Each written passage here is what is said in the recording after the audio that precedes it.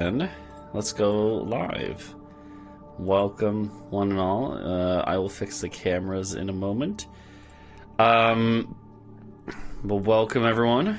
How are we doing? How we doing?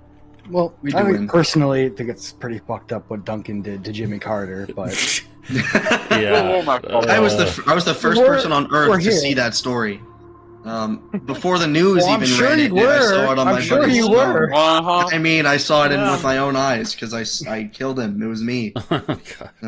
Yeah. That sucks. Rip Mr. Jimothy. Okay, that's fine. That's perfect, Britsha. Yeah, if the mic is off, that's okay. But that is perfect, Britsha. I can't wait for you to find out what you were a part of. Yeah, no, nothing bad happened. You didn't cast any spells that you might not have agreed to cast. None. Well, it was already agreed upon before, kind of, but well, yeah. We would be all about it anyways. Yeah. So, okay. Let's leave that till the end of the recap, and then we'll do it in character with Helios finding out in character. And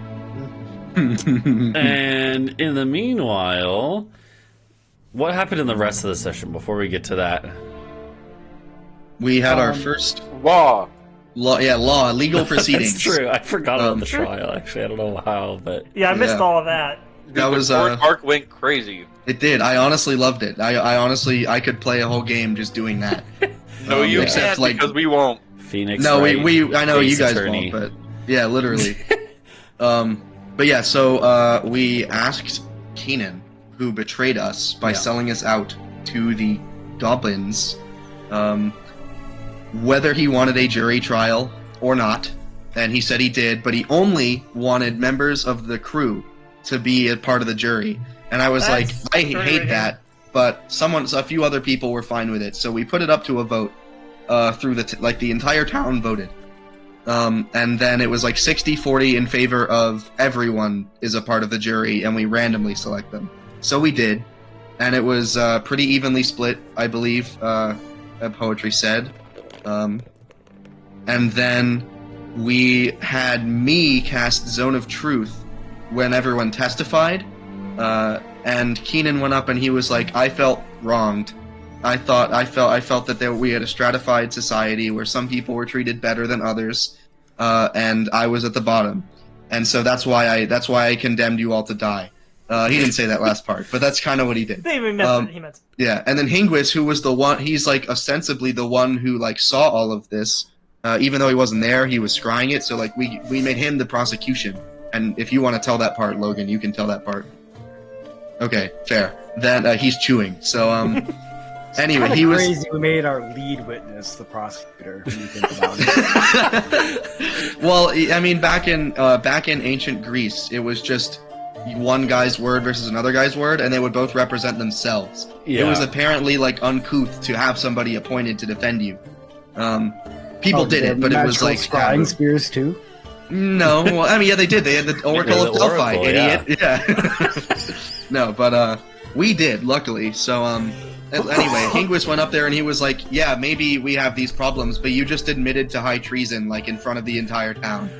Jury, you wanna go debate that? And it took him 20 minutes, and they came back, and we exiled him to the Shadow Realm. Yeah, the Bree's genie literally plane shifted him into the Shadow Realm. Yeah. Vampires. No, it was very intentional, actually. We don't know what's going to happen to him, but they voted for exile, not execution. So we exiled him. I might he's exiled now. That's fine. Yeah, well, maybe, but we know how to kill ghosts. I'm a cleric, I got stuff for that. I've been haunting my dad for 6 months. True. Yeah. I don't know. And then we also, what did we do after that? We had another vote. Before that, right? we went to the goblins. Yeah, no, it wasn't before that. Well, you went to them twice, because remember you did go to them. Yes, we went to them, but first I know it wasn't before that, because the second thing that we did is we asked the town, do we let the goblins fight with? Oh wait, no, we did go to them before that. Yeah, we did. And we asked the town, do we eradicate the goblins? Yeah. Yeah. Well, so you went to the goblins with Because a bunch again, of gold and you silver and stuff. To be clear, you said this goblin encampment was a 20-minute walk from our town. Yeah. To be clear, it takes me half an hour to walk to the closest grocery store. Yeah. Yeah, they're pretty Yeah. close. Actually, yeah, that is They're really pretty fucking close. close. What the hell? They're close. Yeah, I don't know how we didn't know about them before. Maybe they just moved in, but Not that you would know that, but they're a recent arrival. Okay. They're new. Actually, you probably would have been able to figure that out in character from seeing their camp. Like the camp was probably very clearly like freshly put up. Why do my spies and scouts just suck? I never get any actionable intel. All they do is betray and fuck up, and Adau gets like people come up and like talk about how hot he is from halfway across the continent. You just gotta get on it, man. You gotta every session you gotta be like, so my spy network, like I am with my order, and then you gotta put it top of mind of God, and then God will provide for you. But anyway, just like a good cult leader would say. Yeah. Mm-hmm. Yeah, exactly. Yeah. So, but okay. So I was wrong. Before in the night we went before the trial to the goblin camp, and we brought them an offering of like a few thousand gold worth of stuff. Yeah. And we got there, and he was like, "Oh, you think I'm stupid because I put the gold at the top?" And we were like, "Yeah, I mean, no." And we made a deal with him. We'd buy him off by giving him Relg, the dagger, so that he would attack the dwarves with us. Specifically because the dwarves promised Relg to him as one of the rewards. Oh, I didn't. So know in that. exchange, we would give him Relg instead, so that he could go like slaughter a bunch of the dragon elves. Yeah, so he would. Another clarifying like, point okay. there is at the end of that talk, all of the goblins started chanting to the god of revenge. Yeah, kill the Calling dragon for elves, blood. kill our enemies. We're gonna kill their women and children. Yeah. Of the dragon elves, not of the dwarves. Tribalistic raiding party. What do you want from them? Yeah, the true. So Hingwis was completely on board with giving them Relg because, he doesn't like the dragon elves and he wants to hear the lamentations of their women. That's a problem we can kick down the road later. Yeah. Because we will be going down there, and you will be there, so that will be fun. And so we, debated. Oh, he's outside. Wait, can you still hear us? Yes, I'll be listening. Oh, okay, cool. Still time to dash. Yeah, because the recap is for you. But heck, Goblin. Oh yeah, we went and we were not sure about giving him Rogue. I was not, but then I got a 1 on my deception roll to lie to him about it, and so we were like, fine, we'll give him Rogue. Mm-hmm. And then we came back and we were like, oh, so hey, town, do you want us to go like allow the goblins to fight with us, or when we don't know if they'll betray us or not, or do you want us to go deal with it right now? And then they voted very slightly, like 53-47, to go kill them. And so off we marched immediately with the entire order, all of us, and then some other people were there. A couple dozen others as well. Yeah. Anyone who volunteered. And I was like, we'll give you a bonus, I think. We'll give them like some money. We didn't determine how much money, but we'll give them some. In that first talk with the Goblin Kid, I did get Keenan's arm back. That's true. Which you taunted him with. Yeah, you taunted him with it before he was exiled. Forgot about that, yeah. Don't fuck with Talvo. I don't know what to tell you, man. Like, Adau seconds before his exile, he was like, hey, by the way. You think, like, a pirate / like, spy lord takes, like, betrayal, like, lightly? Nope, I don't. I think it was cool. And epic and justified. And also Bree stole, like, a bunch of gold from them. Swiped it from... Well, didn't steal it. Stole it from our offering that we were giving them. She swiped some gold from the top. Oh yeah, do we keep, like, pigs or anything like that? What kind of livestock do we have? I gotta figure out what to do with this fucking arm now, man. There probably are... Yeah, you probably do have pigs, like wild boar, that are that arm's domesticated going into boars. the pig pen in the dead of night. What do Boarman think of that? Is it like eating monkey? I don't know, actually. I mean, I guess, yeah, probably it's... I would say it's one of those things that it's not that weird. I mean, yeah, I would guess that Because there's like lizard folk, but then there's actual lizards, like, Yeah, true. So it's not as weird of a thing, I guess, in the world because of the fact that there are like counterparts, and that's the thing. The Boarmen like they look like, they have boar features, but they also have some things that don't line up. Like they have like clawed hands, as opposed to like boars don't have hands; they just have hooves or whatever. I've also not seen the Boarmen be particularly philosophical, deep thinking people. I mean, I'm sure some of them are. I mean, we have one with us, Yeah. But maybe shot. I don't know. We haven't really talked about that. But yeah, good thing they aren't, because we went back on the orders of the townspeople. It was a mandate, a democratic mandate, if you will. We went back to the goblin encampment, and Talvo he went up to kill the scouts that they had out, because it's the day and most of them are asleep, and so he almost didn't, but then he did. He killed it right as it was about to blow the war horn, which is good. Then we had the guys surround like the tents that are around the cave entrance, and then Bree and I cast nothing because we're waiting until Helios is here and able to react. We cast guidance and bend luck, and and Hero's Feast. There was a moment whole party. There was a moment where Talvo almost got spotted by a goblin scout. On a tree branch. You never would Talvo. True. About 40. The goblin rolled a nat 20. Yeah, it was his nat 20 versus my I can't roll less than 20. Yeah. He just happened to be like a lucky goblin, and then you just blasted him in the face. Yeah, it was basically it was basically a quick draw moment. Like if Talvo had missed, he would have blown the horn, and the attack would have gone differently. But Talvo did not miss. So. I gave him an hour. I was like, "Hey, little guy, you seen any deer around here?" Acting like I was hunting or something. And he did not buy it. He reached for the holster, and he probably didn't understand you. For all he knows, you were saying, "I'm gonna stab you now" or something, and then you did. Except with an arrow. I will stab you. So he meant it. Yeah. And what did you say, Helios? Oh, so he meant it. Yeah. No, before that. I don't remember. Fair enough. So do we want to do the recap in character when we come back triumphantly, or? Yeah, I think we should. So let's have it be that. So Helios, while you guys were gone, Helios actually was requested. His presence was requested by the Pats, because he had basically handed over his instrument, his viol and the bow, to be looked at by them, right, Helios? Or you basically wanted them to research and look into it, right? Yes. Yeah. And so they would actually request Helios's presence. There's actually going to be a small little scene here before the rest of the group gets back. So Helios, you go to the traveling tower of the Pats, and several of the Pats are doing different work around their emporium, but the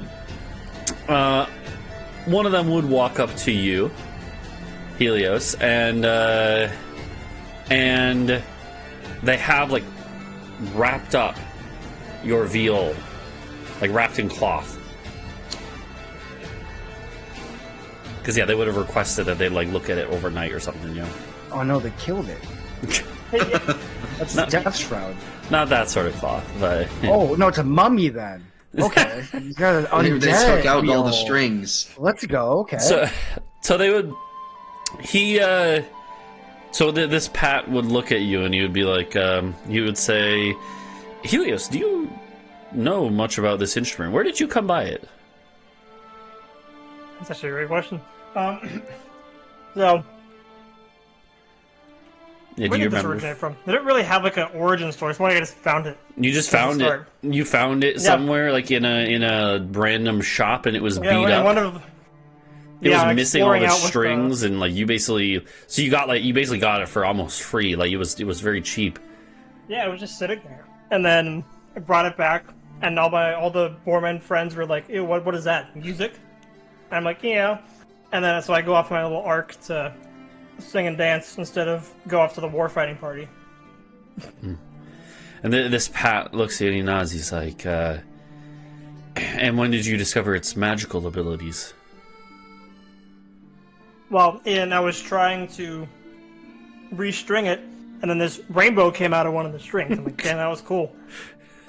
It probably was something like that. Maybe not a rainbow, but probably literally as you restrung it, like, you know, like something happened. It's undead. Yeah, like as you restrung it, you accidentally. I restrung it and started floating. Like, yeah, you like plucked a note, and then it just started like some magical effect happened. Yeah, it could. I mean, it literally has levitate as a spell, so it could. Yeah, have, I tried to think the spells. Yeah, so I started floating. Like it could be that you literally accidentally like triggered that ability. Yeah. So he nods and he's like, and the bow. Where did you get the ice flick bow for it? That's also a great question. That was actually during the campaign. It was during the campaign. I don't remember specifically when, but there was a gift. No, it wasn't. We fought for it. Yeah. In one of the towns. It was in Kurbach City, actually. Also in Kurbach, yeah, from an underground. Yeah. Merchant in Kurbach City. I give him like a side eye, like I don't know how into the he is. Yeah, he nods. He's like, interesting. Yeah.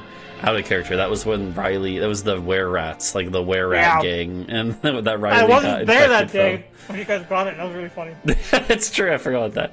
But yeah, so he nods. He's like, well, you are quite a lucky fellow then, because these are so true. These are not just two random pieces of musical equipment that go well with each other. They were made as a set. Oh, what the hell? You as a bard, you have access to arcane knowledge, do you not? If I can read it, which is like one language, but yeah. Have you ever divined on the origins of this viol? No, but I could ask Adau if they're not busy with anything currently at this specific moment in time. Nothing at all. No, nothing's going on. No. Ask yourself and just legend lord. Yeah, that's what he's asking basically. He's like, have you legend lord your viol? I have not actually. Yeah, he does. He's like, I feel kind of dumb thinking about this now. He's like, well, you don't need to because I did. Oh, wait. This instrument is much more special than I think you realize, Helios. Has gone inside of some weird shit. This instrument, as well as the bow used to... Okay, out of character. What's the verb for like playing a viol? You're not strumming it. You're stroking it. No, what is it called when you like? By it, when you use a bow on a stringed instrument. It's literally like playing, like bowing. Draw it. Draw. Okay. Yeah. Technically draw, yeah. Yeah. So when you draw your bow across the Fiddling. strings.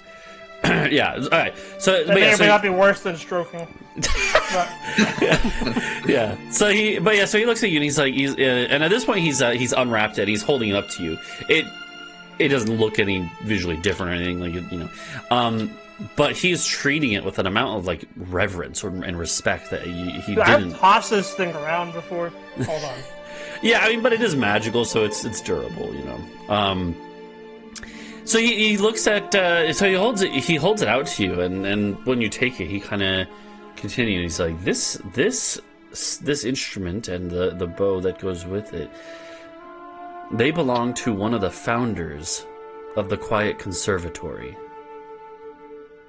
Oh. None of them noticed when I was Yeah, I was going to say they didn't know. And he looks at it, he's like, this belonged to the great Amasira. She was an elven bard. And a warrior, too. kind of like me. He nods. And he said she was a fierce leader in combat, is what the legends say. And supposedly... And at this point, he kind of looks down at his feet for a second, like he's not sure if he should continue, but he does. Supposedly, she helped defend Iltu Silva when it was blossoming as a bustling trade city on the river. and she helped defend it from. And again, he kind of pauses. Largely, Boarman attacks and raids, and from what I can gather from legend loring it myself, it seems that, and this is something that maybe no one even knows, since no one has known that this is where her instrument ended up. It seems that she eventually traveled to Kurbak City and harm befell her. She lost her instrument. And past that, I have no knowledge. Huh. But you... Wow. The original enemy. This instrument, though, is quite a bit more... Let's just put it this way. There's some things about it you may not know. And he holds it up. Or, like, actually, he handed it to you. So he would, like, motion for you to pass it back. Oh. Yeah. And he holds it up. And he turns around to the backside, right? And he points and says, "Have you ever noticed this?" And then he casts Dispel Magic on it. Oh, shit. He casts Dispel Magic. Which is weird because it can cast it itself. He casts Dispel Magic, and at the base of the neck, a little... it's almost like... a little part of it, of the wood, like the neck of it, dissolves. Or seems to dissolve. Basically, it was an illusion. And you see there's a little compartment inside the neck. Oh, fuck. And there's a switch. Like a little lever. Tiny little switch. Turn it up to 11. And then on one side, it's in Elvish, which I don't think Helios reads. No. But so he kind of like basically asks you that, and then when you say no, he's like, well, the way you've been using it has been on novice mode this whole time. This thing... I turned to W for one. Amasira, it seems, did not want potential pupils of hers to have access to the instrument's full abilities all at once. There are some abilities that can be unlocked. It's just by flicking the switch? He nods. Yeah, he'll hand it back to you. Should I do it here? He's like, oh yeah, for someone of your caliber, I think it's safe. Just maybe spend some time getting to know its new abilities. I'm gonna take that as half of an insult. Sounds good. And so you take it, and he'll tell you that the other side of the switch basically says like expert mode. Expert our plus. hero. Yeah. So he unlock the orange button. Yeah, exactly. Unlocks a whole other button. So you flip the switch, and immediately you sense a change in the instrument. It has twice as many strings now. 12 string. Yeah. No, I was thinking about describing it like that, but I was like, no, that would make sense. So immediately it will gain a couple new abilities. The first thing is it gains 2 new spells. Which can, just like the other ones, can only be used once a day. The new spells are Confusion. Oh, fuck. And Firestorm. Oh, boy. Firestorm That's is a one where good you combo. do the 10 by 10 squares and just pelt down, fire on an area. 3 Dude, the firestorms concerts we are can do at sick. once. Yep. Yep.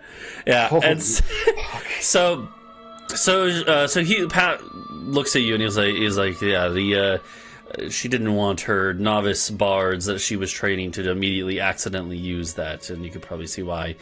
I see why. But then Pat motions and he's like, but the other thing is that, and he points to the bow. She was a very hands-on fighter, and well. And he this Pat whistles, and one of the other Pats puts down what he's doing, like he's like arranging some books, and he marches over and he like stands at attention, and he says, take the bow and throw it at that Pat. I think you told me to do this to yourself, so I'm not liable. Yeah, and you throw it, and as you throw it through the air, you literally see the whole thing shimmer and transform into like a war dart, or like a javelin, basically. Oh, Jesus. And, you know, it's made of ice blick, so it's already, like, fairly intimidating looking. But yeah, it transforms into, like, a javelin with a very, like, slick, pointed end. And it goes thunk right into the chest of the Pat. And he's like... and then... you all feel that? And yeah, actually, all the other Pats go like, ugh, like they all wince. And then, but then the Pat just pulls it out, and then he heals himself. Like, he's fine. Like, he's high enough level that it's not going to kill him. Okay. But as he does so, you also notice that his body, the Pat that got hit, is shimmering a little bit. Functionally, it's the equivalent of like a guiding bolt. Ooh. So, basically, if I you don't were speak to... God, I gotta look at the... Yeah, guiding I just know that Adau casts that. Guiding bolt basically means the next attack. It basically... What it actually is doing, you realize... what it's actually doing, and this is a little different than guiding bolt, the flavor of it at least is, you notice that as the Pat reaches to pull out the, you know, javelin or war dart or whatever it is, as he reaches to pull it out, you see a ghost hand reach out to do the same thing ahead of time. It's forecasting his moves. Ew. And functionally, that basically means that you would have advantage on the next attack against him. You or a teammate. It's a really good way to say, hey, Talvo, fuck this guy up. Yeah. Basically, it makes it easy to see what he's going to do, which means you have advantage attacking him, whatever next attack goes at him. How do I get it back? So then the Pat the Pat next to you nods. He's like, yeah, that's the other thing. And he would say, it would help if you give it a name, but as long as you think hard enough, think for it to return to you. What would that be? Yeah, so you kind of like go like, ugh. Nothing happens. Try again. Yeah, Sam, I'm lucky, so... Okay.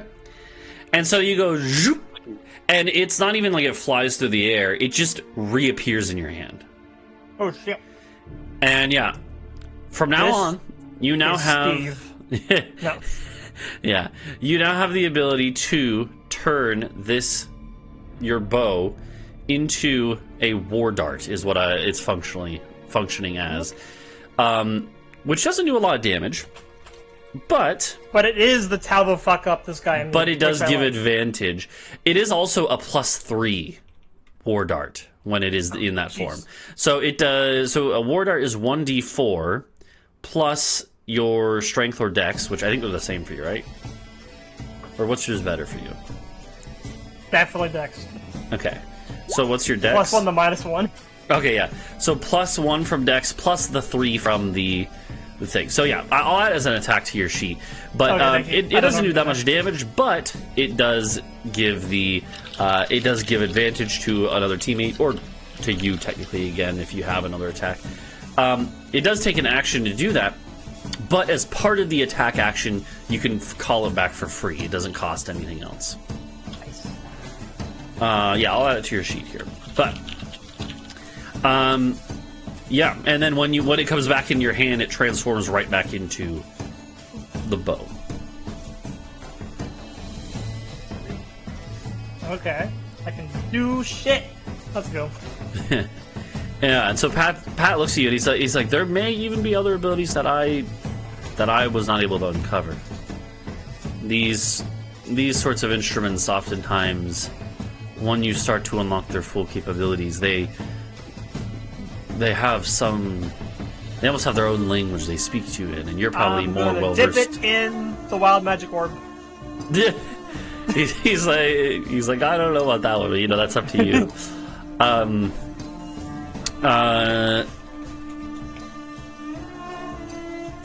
Yeah, so here, I was on your sheet. I'm gonna Oh, good. Yeah, let me just finish adding this. But yeah, so then he would tell you, he's like, yeah, I don't know if it has any other things, but yeah. Okay. Thank you very much. I don't know which one to look at. I'm just adding an sorry attack. to the one that I stabbed. Yeah, I'm just adding it as an attack here. So this plus that plus this. And This is going to be so helpful in the gang's next combat. I can't wait to be there for the next combat in the series of things that we've done together. Upon a hit, the creature. I'm gonna word this weirdly, but. I mean, honestly, Firestorm would have been sick to plug off the cave when we collapsed the mountain. What? What did you say? When the what? So, It's over lunch, just like half sandwich eating, just like, okay, until your next turn, the next attack, targeting the creature from an ally has advantage. That works. And then there. Okay, so now it's there. You can test the roll there, but it's at the bottom of your attacks list on your main sheet. I was getting a beam. So yeah, it's +9 to hit because it's a again a +3. It's a +3 when it is in that form. It's just a. It just looks so ominous, just like no text. You can Yeah. change that if you edit it. Yeah, but yeah, so the so I actually think that at this point the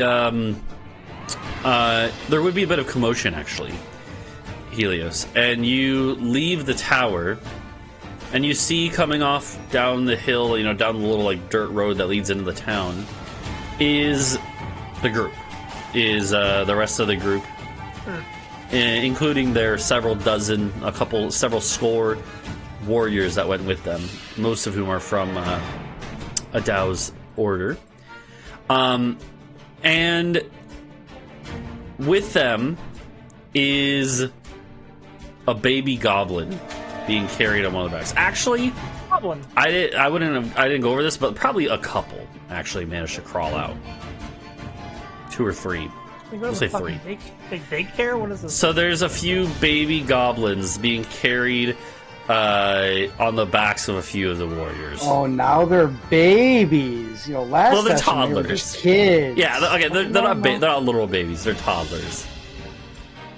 Now it's a toddler. That makes Well, it better. I don't even know how goblins age. So like they might literally be just like 2 or 3 years old, but that might be enough to be like half grown. I don't know. I think goblins they live to like 40, right? Yeah, I think that sounds right. Yeah. How So old? you see them coming down the hill, and there's also Playing like 60. That's some of the others What the are fuck? also have loot with them and stuff, like looted weapons and stuff, and armor. okay. Loot because I'm gonna- that's still in the I'm bottom gonna see of that. the I'm also cave. gonna look off to the scenery behind them, admire the mountains. Yep, that's what you should do. Don't think about anything that is currently happening. Not at all. No, we're that just mountain running a shorter? goblin daycare. No. Yes. It's Actually, about there's. six- Honestly, I don't think there's anything at all wrong with what happened. about No, sir. 6,000 Good, I always HP I always shorter. trust that. No, there's absolutely nothing wrong with now having to run a goblin daycare since all their parents gave them up. Yeah. Willingly. See, we're good Samaritans Of course, we always are in every situation. in every instance ever. Yeah. Oh, Okay. Yeah, I said you. So said that we makes so we sense. wouldn't have felt the earthquake back here, right? That's right. I joined in. Actually, it would have been something that could have been felt, except you would have been in Pat's tower that is not connected to the normal world in a normal way. So you probably didn't notice. Actually, probably during the conversation with him, he at one point, all of them probably would have cocked their head because they would have noticed. But then they would have just been like, hey, I'm sure it's nothing. Fine. Yeah, surely the 20 unison hive mind all going at the same time means nothing. I think No, it probably. I think They're you're Yeah, the fly on the wall. They No, just, they all want to get it. But they all pounce like a cat to the same. all of them just in one dog pile on a single fly. So yeah, so Helios, you see the group coming down. They're arriving at the town. with a few But goblins this with will them. be exciting. I'll walk over to him. Oh, hey, Helios. I don't think What's I up? had what I have known what the plan was for them to do. You heard No, that he's been gone. I think you would have heard during the town meeting that the plan was to deal with the goblins. Okay. And I'm like, I'm not good at negotiations, so I'm gonna go Yeah. be really far away from this. Good luck. That's exactly what we did. We negotiated. I see the negotiations ran short. Well, they were aggressive negotiations. We won. We did And win. now It was we're not safe. close. And We're safe our from them prize forever. is running a daycare. Yep. So yeah, we may have. I think I just walk cast- over. I point out, like, do I want to know? No. The kids? I mean, probably not, but like, no, they're not my chilling. responsibility. They don't speak Common or really anything other than Goblin, and they barely even speak Goblin. So I'm telling you, 18 months from now, you're going to hear a goblin speak in total and complete common, and it's going to blow your mind. That's honestly that's what came out. It's like You can the teach them any language. most- We could teach them Draconic if we wanted to. I could teach them Dragon Elf. Wouldn't that be crazy? Teach oh my each gosh! kid a Now language, we and then can we have an we have army to of only like speak we to have them a in giant Dragon Elf. translator service. Maybe I'll Um, just teach them all Noctinian. We'll have conversations none of you can understand. How's that sound? Yeah. They only Literally know no one on this things, continent would know what we were saying. Yeah, that's true. So but yeah, I do have like, a Helios- couple code phrases I use with my spy network that That makes sense. Noctinian phrases, but no one knows what they really mean. Have your Yeah, the spies ever had Navajo trouble code getting into small talkers. places? Mhm. Now you have. Child soldiers. I mean, Or, There's a No, dangerous it's- magical it's device kinda like over that there. We need episode- someone to go check if it's unstable. You small Yeah. goblin child. It's kind of like that episode where Rick and Morty, where Rick like had the pocket dimension, where he taught everybody like swear words Aw. as like yeah. what He the- taught them that's- that the middle finger was like "peace be with you" or something. Oh yeah, yeah. Yeah. yeah. But that's what I've been doing with my spies and Noctinian. Like when they reported, and they just like I'm a butthead. Yeah. Like, Nice. But yeah. So, yeah, actually, for Britsha's sake, maybe we should explain what happened. I'm gonna grab some ketchup. and True. I'm just So yeah, we went over there. Talvo dispatched the scouts. We walked up and got a good vantage point, and then Bree and I both cast Earthquake on the mountain and collapsed the cave completely. So there are no more goblin. Yep. Any goblin that lived will be spending the next few weeks digging themselves out from the rock. they will starve to death. Yeah. Or, yeah. That's the goal. At least. Plus, we're gonna have to go back in there eventually anyway. Yeah, we left our treasure. Yeah. Yeah, no, the treasure's still in there. But so Yeah. then the thing that happened at the very end, though, Bree, so Britsha, the thing they discovered after the fact, though, was that a goblin kid, like, crawled out of, like, the gap that was left in Oh, he's the... a kid again. Crazy. You mean a goblin toddler or a goblin baby? Yeah, he was just old enough to where it's going to traumatize him. His hippocampus just developed. You guys were so late. It was It's not Like- so fucked up to make a goblin claustrophobic. But so the goblin child crawled out of the cave, Britsha, at the very end, and cried about how apparently, and revealed that basically the goblins, even though like most of them were just like the fighters over this mercenary group, they did have some women and children with them. Some of them had their families along with them, and they were in like the lower parts of the cave that are completely trapped off now. And so, yeah, there was quite a few civilian casualties, essentially. But we didn't know about it, so it's not our fault. But yeah, so that happened. Not good. But Yeah. you know, we can't really do anything about it now. I don't know. We can't really dig out. Yeah, yeah. That's so true. That's so true. I wonder if Bree, would Bree actually care at all? Or would Bree basically be like, you know, they were goblins that were gonna attack us, they deserved it? Or would... They would have slaughtered everyone here or enslaved them. So I guess that's how it is. But I don't like it. Get off my fucking lawn. Yeah, I mean, except you, except the fact that they did tell you that they were going to attack the dwarves, so it wasn't really like.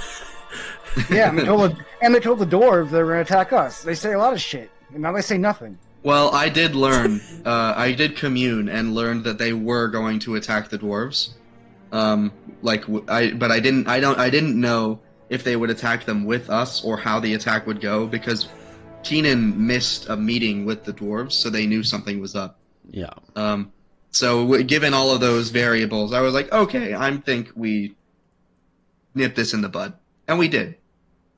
And I mean, it's a little late to be like really modifying the battle plan and trying to coordinate with a whole new group, which kids don't inherently really know. disorderly and like, brutal group And dumb. They are kind of dumb. Yeah. Unfortunately, Broglin also did not survive. Yeah. Broglin the Goglin. Well, we tried. We didn't really try. I care about that a lot. Yeah, we didn't know. We didn't. We hoped. Yeah. We hoped, but Broglin did not survive. That was I used a commune on that, and Broglin died. Yeah, that's right. I forgot you communed on that. After communing to see if we could turn him to our side. Yeah. Yeah. So you guys kind of you get back to the town, and you probably left a solid dozen or so of your guys to make sure that no goblins pop out of the cave or anything And, I guess unless they're kids, but I mean, yeah, and they would you'd have watches, a watch set up there.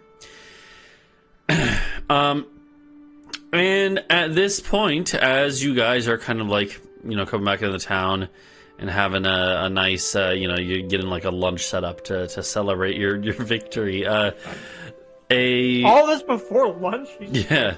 This distinctly happened after lunch because we had the trial, we had the exile, we had a pizza party, and then we went out. That's true. Okay, you're right. Yeah, beer was rolled out. It was the whole thing. Yeah, God, I forget his name every time. Big B Bumblebottom. Yeah. The third. No, the Brewster. Yeah. He's not also the third. Oh, he's also the third. The third, the Brewster. He brought out 2 kegs of beer, and everyone was like, "Can we fucking not be here having a meeting? I want to drink beer." So yeah. But anyway. Yeah. So you guys would start going about your business, but as you're about to kind of disperse, Hingwis, one of the kind of scouts that you work with, runs up to you, kind of like running into the town. Last time I was greeted by a scout, things went awesome. So what's the news this time? Yeah, they just they run up to you and they whisper in your ear, and they say, "Hingwis, sir, we have reports that the dwarven army is beginning to leave their city." So it's about as good as last time. How wonderful. What do I pay these fucking scouts for, dude? Nobody reports to me. Well, this is one of the scouts no one said anything to me. No, this is one of the just the scouts that works for the group as a whole. I specifically said I've had people up there. Oh yeah, okay. Well, they just saw Hingwis first, So yeah. He just saw me. Then I'm just like, yeah. Talvo's also right there. You can tell him. Am I stealth from my own scouts? The scout is like the scout is like yeah, I know, but with the whole trial earlier, things are a little awkward, So that's pretty fair enough. Don't worry about it. In the trial, he was the prosecutor for that I recused myself from. We don't have a conflict of interest clause, so nope. Yeah, also don't ask me how I know that when I was scouting the whole day, but and have there's some conflict of plot holes interest. here, but yeah, no. So okay, so he tells Hingwis this, and Hingwis, it sounds like, shares this with the group. Yeah, I'm just like, hey guys, I have wonderful, fantastic news, almost as good as the last news I brought to the group. Oh boy. Yeah, they're moving. They're boy. Yeah, and you would all know that it's about a 2-day march So like it's On the not march. you know it's you got plenty of time to react and we'll go over in a bit what your preparations were because we're Okay, but how'd basically that gonna, news get here? I'm gonna go tell the Pats to get out of here. That dog is too precious to be caught up in all of this, so I'm gonna make sure that they're gone and safe. I want to go talk to True. Hingwis' dad and see if my fucking bow is done yet. Considering my bard now has gotten 2 bow upgrades, and I'm still using a just regular short bow. yeah. Well, his bow isn't an actual bow, but now it's a war dart. So, yeah. Listen, I bought nothing at the Pat's shop. Okay? Well, whose fault is that? You can still. We have money. There's nothing I really need other than a new fucking bow Yeah. that I commissioned 3 months ago. You guys would quickly start getting to work. He actually would have your bow done. Like he'd basically just be finishing up the finishing touches. That actually, that is on that topic. Do we reap the benefits of our downtime before or after this battle? Let's see. I have a list of this stuff. I would Look at the say calendar. I think that this has been enough time where some of the stuff will have paid off. So, for instance, Adau was training athletics, I believe. Indeed. Yeah, so you would gain proficiency in that now. I think, yeah. Let's Talvo. go, yeah, baby. Talvo, similarly, was training his perception. And he would gain proficiency in that as well. The whole scouting out the scouts thing he did with the goblins was his last test, which he almost Is that failed, you but... just stare harder, eat carrots, so you He got a can C. eat well? Let's go! Look at me go!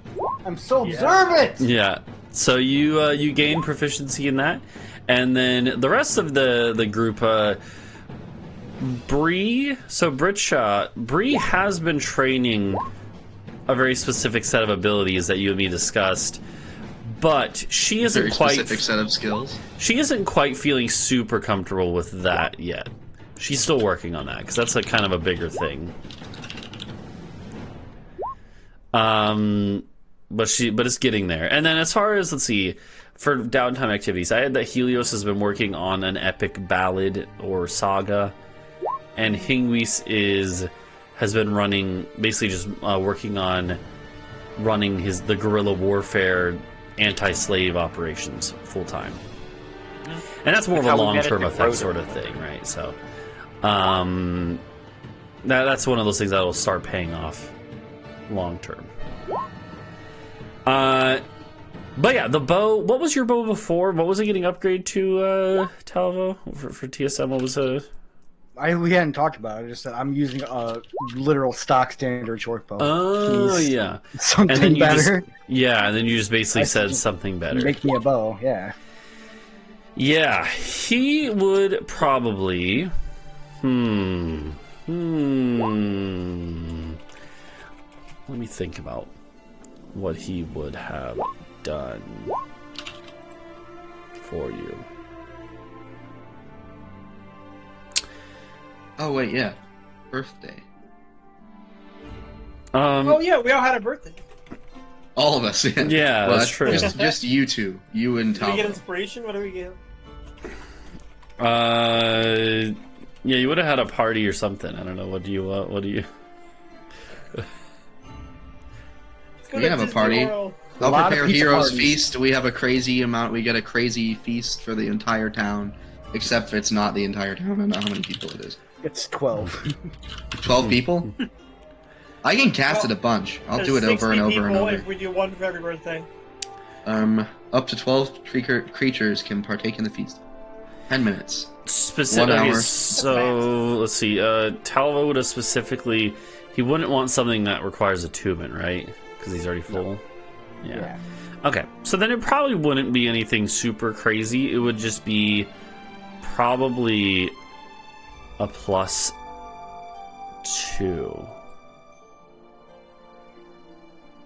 But yeah, he would have finished that by now. Let's go. Okay, Bless. thanks. Bless, just willy nilly. So, I had my headphones half off. I don't know what he did. I assumed it was a sneeze. Yep. Yeah. No, the other bless you thing. Yeah. Oh. Yeah, here you go. I don't have bless. So let's see. You guys are. What was I gonna say? How do I just add +2 to the attack and damage? Is that it? Yeah. I can. I'll check. I think make I sure did it works. Yeah. I did it to the with the +2 arrows. Yeah. I guess I can do it to both. Yeah, because now your default arrows also do more. So. Hitting too many buttons. Yeah, it would just be in that slot, in that space between the where it says Dex plus and then a 0. You just add 2 there. Yep. Yeah, and then same for damage. There's after Dex you add 2. And yeah. Okay. Well, yeah. So you guys would receive word that the dwarven army has started marching. So here's the thing: we need to zoom back out because you guys have been doing preparations, but we haven't gone into much detail about what kind of defenses have been prepared. Because I basically figured we just kind of, once we get to the point where they become relevant, we'll just say, what would you have done in the couple months you had to prepare? What sorts of defenses? Like the continent to see what else has been happening. What sorts of defenses would you have prepared? Is it like I know Talvo wanted to do some like ambush type stuff, right? On the way, like on the You wanted road. to have traps. Yeah, beyond the fourth wall, I'm gonna look to Adau and Talvo because they had plans. Yeah. So, basically, just what would you have tried to do? And I'll tell you how much would have been reasonable to get accomplished. All right. Or just pulled up a dedicated vial for his traps. I did. I mean, no, I didn't. I'm not. No, I didn't. Home Alone when they get here. I would have wanted all of the spare casters, like everyone who had access to level 3 spells, who isn't me or Rockheal and Mohi, because they have to be here for the teleportation circle. I would have wanted them to be putting glyphs of warding along the road in places where I suppose I would have like divined to see that they would be there, because I don't want to kill merchants and travelers. Okay. So I don't know how I would have gone about that. I mean, I have several divination type spells I could have used in some creative way. Commune could have done it. It's kind of brute force. Okay. But that's the goal. Like, I would have had a month to figure this out, and Adau's probably smarter than I am. I like to think there's gonna have to be like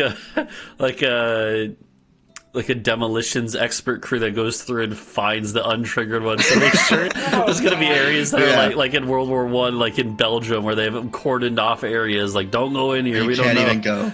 Actually, I don't even need to do that. I'm stupid because I can specify in the glyph. Oh, that's right. Yeah, you can specify like it'll trigger from a dwarven soldier or whatever, right? Yeah, a dwarven soldier, even a dwarven soldier headed to Rolagur. So I could totally do that. So I think it's not even that bad. Yeah, but there's a visiting family that can go through. But... Yeah, exactly. If they're just visiting, some of our own dwarven soldiers coming home to Rolagur. Yeah, we would. I would. I know how to wish for stuff from a genie. You so can't wish for shit. You can't wish at all. Shut up. But you know what I mean. I know how to word my magics. That's true. All right, so I don't think that's a spell, I unfortunately. cast hope. So there'd be glyphs of warding, and then as far as conventional traps, would it be stuff like logs that are gonna roll down the hill onto them, or what? Like that is Talvo's Talvo's Can we domain. do the Ewok thing? Where there's kind of like... Yeah. on the golem, which ATST the golem. Well, we definitely would have honestly though, for the golem, we should have some kind of tripwire thing. We definitely would have power cut some trees so that all it would take was a good push and you could knock them over. Okay. And then some hunting stand style things, kind of camouflage on either side of the road. And then just a series of them meant to be fall back from one to the other, to the other, to the other. Okay. And mostly and deer paths and stuff cut from one to the other to move through the forest rather than along the open road. Okay. Stealing this from Critical Role, dig 2 trenches along the side of the road, cover them with leaves, people hide underneath, wait for the armor to pass, and then you have them flanked. True. Keep in mind, Well, okay. How big is the army? Yeah, like this is not like a single column of troops. This is many hundreds of dwarven soldiers. Yeah. In fact, I think you said it's over 1,000, right? Oh yeah. So in fact, I was gonna say that as your guys are kind of like, you're like, okay, like, you know, start getting all the preparations, like get everyone in place or whatever, to trigger all these traps.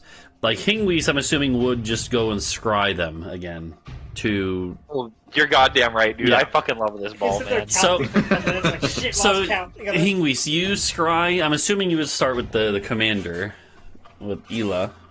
Yes, Ela, but I don't like doing it anymore. She knows now. I feel a little bit uncomfortable, but okay. This is a dire strait, so I'm going to go ahead and go with Ela. Okay.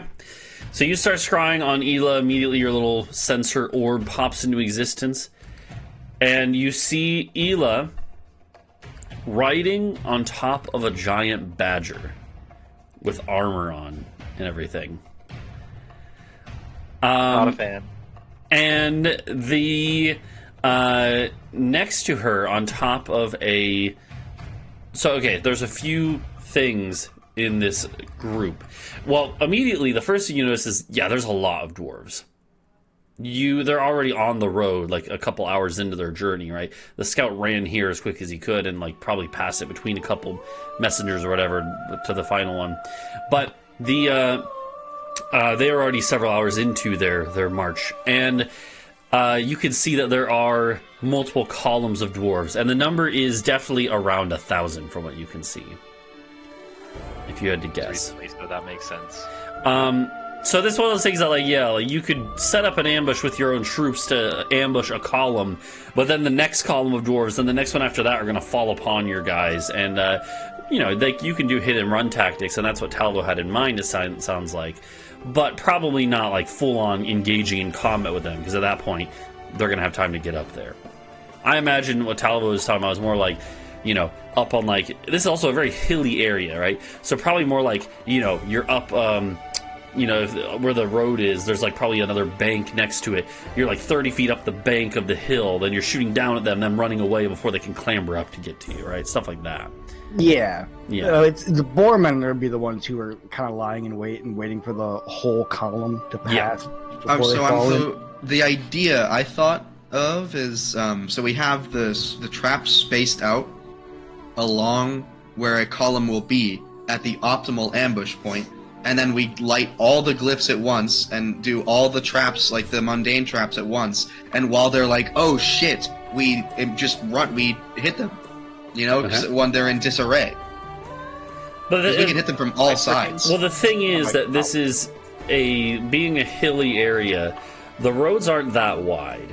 The columns are, maybe like 5 wide, And for 1,000 troops, that means this stretches for a while.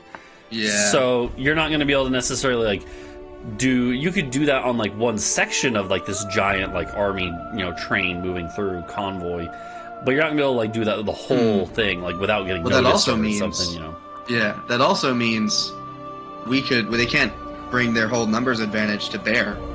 If we hit them at one end.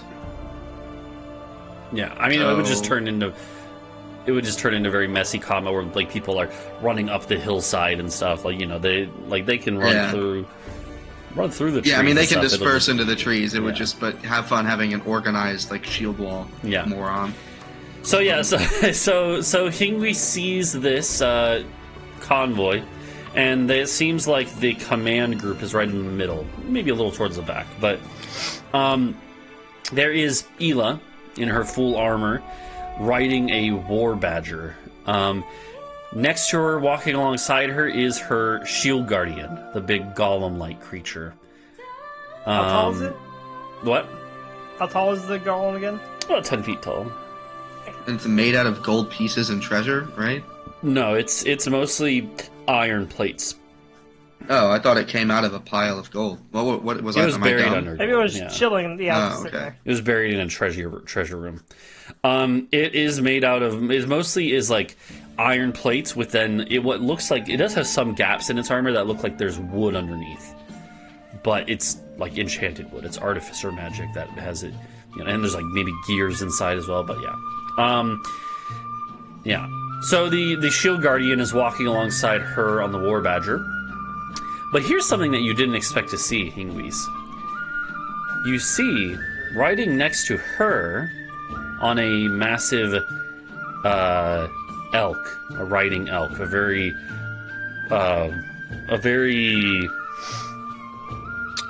it's an armored up elk and everything, like it's very elaborate, fine armor for the elk, as well as the person riding on the elk. You actually recognize them because you saw one or two meetings of Ela with them. It is the Eros, the Jarl, basically, of Kaupadal. Himself is coming? Mm-hmm. Oh, And roll me an insight check. It's so free. Yeah, It's so Logan, roll free. me an insight check. hang on. Where is that? He's an illusion. Oh my god. Wait, you have been luck. Been your own luck. Holy shit! I don't need to bend my own luck. I'm just lucky. Hang on. Oh, where That's is true. Yeah. The funniest thing Okay. about that. Much Okay. better. So you're able to tell just from looking at Ela's face, it's clear that Ela is not happy about this. Like basically, Ela is not happy that the Jarl of Kaupadal is coming along, because it basically, like, just from her face, she's in a sour mood because of this, because like she's basically knows that she's gonna have to babysit him. To be fair, he is in armor, but it's pretty much decorative armor. You get the impression that he probably did fight long ago, but like not in like 30, 40 years. So that is, he's in this group. There are a few like elite like berserkers that are guarding Ela and the Jarl. There is the mage as well, who you've seen a couple times, the chief mage of the city. And then there's something that you weren't expecting to see. On the right side of the door frame. There. You see a hill giant that you No way. recognize. No fucking way. You see your other adoptive brother, Hoond. This son of a bitch. Hoond the hill giant. However, he is changed from when you last saw him. He is clearly vampiric or undead of some form. Oh. And he is marching. He has a chain around his neck, and he's being led behind the war badger. Back. Awesome, even. Oh. Let's go. We get to kill more of Hingwis' undead family. No, my fucking family. They keep dying and coming back and dying and coming back. Bree's gonna turn into a dinosaur and bite his head off too. And they just either be alive or dead for like 2 days. So you see this whole scene. As you do so, after a few moments, Ela spots your orb again, because she can see the orb. And she just looks up at you, and her sour expression from having to babysit the Jarl turns into a smile as she knows you're watching, and she just smiles at you through your sensor. Can she hear me if I like speak? Do they all hear me, or would it be just her? It's telepathic to like people you choose. Oh yeah, okay. Yeah, it doesn't even have to be her. It can be anyone around. Ah. You can also suggest any one of them to do anything.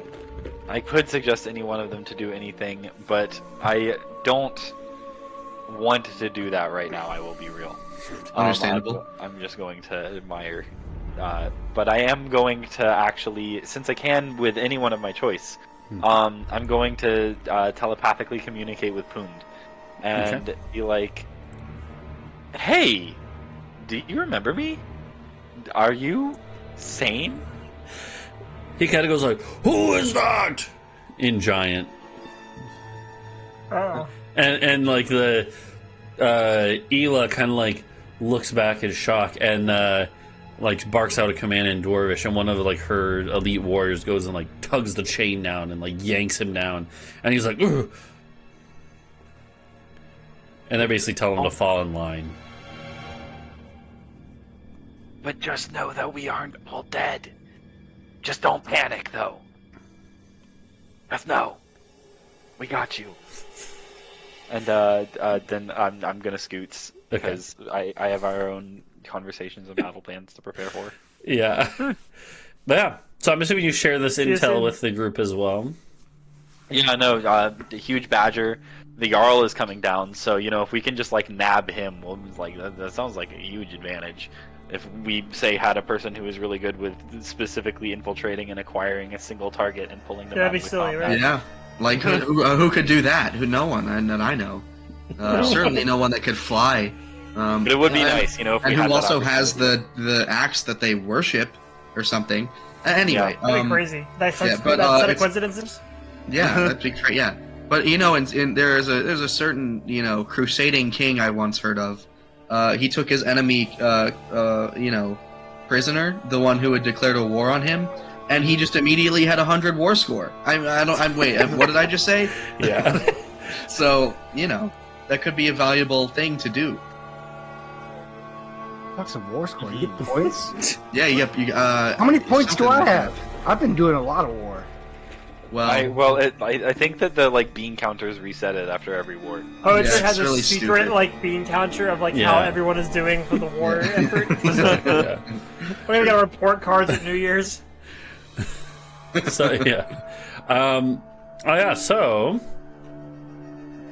what do you so yeah, from the kind of layout of the area and the roads coming into Roldiger, you're not going to be able to necessarily attack them all at once, the whole massive army, because if you do attack a chunk of them, they're going to be confined to this fairly narrow road.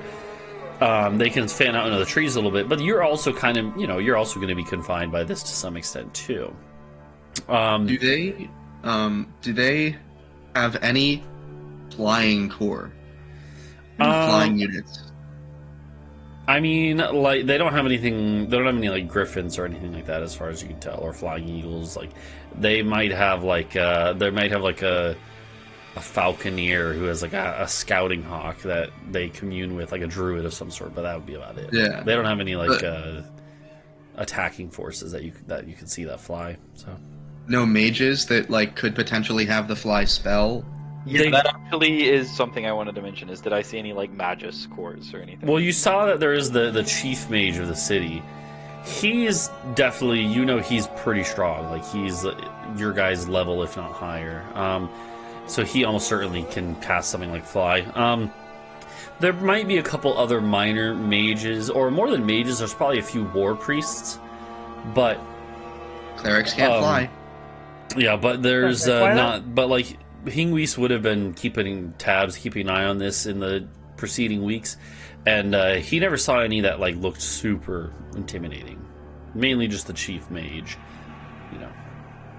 Well, then, that's really good for us because it's been over a month since we last teleported. So we just teleport and harry them the entire time from the castle. They can't make camp because we'll fireball it. I think we do this. Logan, we cannot hear you. Oh, we can hear you now. He can cast It's gonna go teleport and stuff, staticky. I assume. Is it going? Yeah, I staticky? mean, he could probably bring all the important people up to the castle, but then we killed him. I then we assumed there win. were extra words in there. I didn't have to hear any of them. Now everything just made sense for me to be. Nope, there were not. That's all there is. If he teleports all the people up to our castle, then we killed him. And he can only bring 8, and there aren't that many people who are powerful down there. Well, there's at least a good couple. Yeah, I mean, there's Ela. I don't think the Jarl's going to be that big of a deal considering our last encounter with a Jarl. Maybe he could be. We should prepare for him being a level 20 fighter. The mage. Jarl, mage, I guess the badger and the golem. So that's 5. Badger. Probably a What is slave summon hill more? giant who I think I'm pretty sure I mentioned, but if I didn't, they have a slave hill giant. Well, he's. And some dedicated guards. I think he's not going to fight us. Well, It seems like he's being used as a bargaining chip for a prisoner exchange before they attack us anyway, or something. Or maybe they're gonna kill him in front of you to make you mad or something. It would work. I would just bring him back. I would be So it mad. won't work. Yeah, I He's would a just bring him vampire, back to though. life. Yeah, so We should let them kill him so they think that they're smart, and then it's. I don't know if they're like if someone's like a vampire for like 5 years and then they die, but they've been undead the whole time. They've been like dead. well, it Can you worked on resurrect Eighth them? Father. Yeah, that's how it happened with Gotcha. Faith Father. It just took, Okay. yeah, it just took some magic work, Yeah, I just had to do some greater restoration, Yeah. which is a pretty hefty spell, but not anymore. I mean, now it's fine. So what do you think? I mean, we've got the traps. I think we got traps and we have the glyphs, and now I think we harry them the entire time from the castle. Does that make sense? Then we lose fewer men Yeah. and women and people. I mean, they're kind of just walking in a straight line, so I guess so. Yeah. Yeah, I mean, like, and if the higher up we are, although to an extent, the longer range we get with throwing the 18 fireball beads. Oh shit! I forgot about the beads. Yeah, we also have the force beads, which I forgot what they do. They create a bubble, Yeah. which is 1 pound, and you can throw them off the mountain. Mm-hmm. Maybe we wait to use those, and then we can throw them off the castle once they teleport up. Have We fun should. getting back. Divvy those up. Yeah. Oh, I think we're gonna give the fireball beads just to whoever is the best at throwing. We could even have a competition because we don't have enough named NPCs Okay. for I know Talvo will have one. Hingwis. I don't know if you're good at it or not. Ooh, okay, I mean, I'm generally pretty athletic. I can probably throw some beads. that's worse. All right, I grab a pair of I guess I grab a necklace and chuck it. What do we? Or you just? Oh wait, you just Oh, choose Jesus. an area. Yeah, you just throw it at a spot. I don't think Yeah. there's any check, really. There's a range limit, is the thing. Yeah. True. All right. Well, so do you guys think we should do that? Just get the castle, teleport there now, and start. Seems You a know, little we're- weird, but last time that I let a battle happen on our doorstep, Talvo yelled at me for like 5 minutes. So yeah, I guess I'm in. Yeah, the fireballs are only 60-foot range. You could throw them from higher up, but the thing is, they're going to probably be a little less accurate. Dispersed. Right? Yeah. They're going to get blown Let around by a the wind. battle happen. We could. Oh wait, we could have Little a sling or revisionist something. as to what happened. I don't remember what you're referring to. Oh no, don't worry about it. You were just chilling on the ground. Oh, Right, the, yeah, chill. yeah. Okay. I think wonder you can why I say don't with remember it. Talvo is with evasion saves, if instead of taking half damage, he takes no damage, and with the ring of evasion, if I would fail, I just don't. So I could very easily take all three, walk middle of them, throw them at my feet, take no damage. Suicide That would be bomber. what a mode. hell of an entrance. Oh, in That the should one count for shot. intimidation against them. In the one shot. oh that I my did god! With with Logan and TSM, I had them. They were in a prisoner convoy, much like you had, and they marched into a city that was on the border. They were going to be used as slave warriors, and in the training ground where they were all met up, one of the enemy, the techno barbarians that they were going to fight, rolled up and was for, I forget the name of the guy, for Alistair the Conqueror or whatever it was. That wasn't it. And then he took his jacket off and he was wearing a vest made entirely of fireball beads. And not many people survived that encounter. Yeah.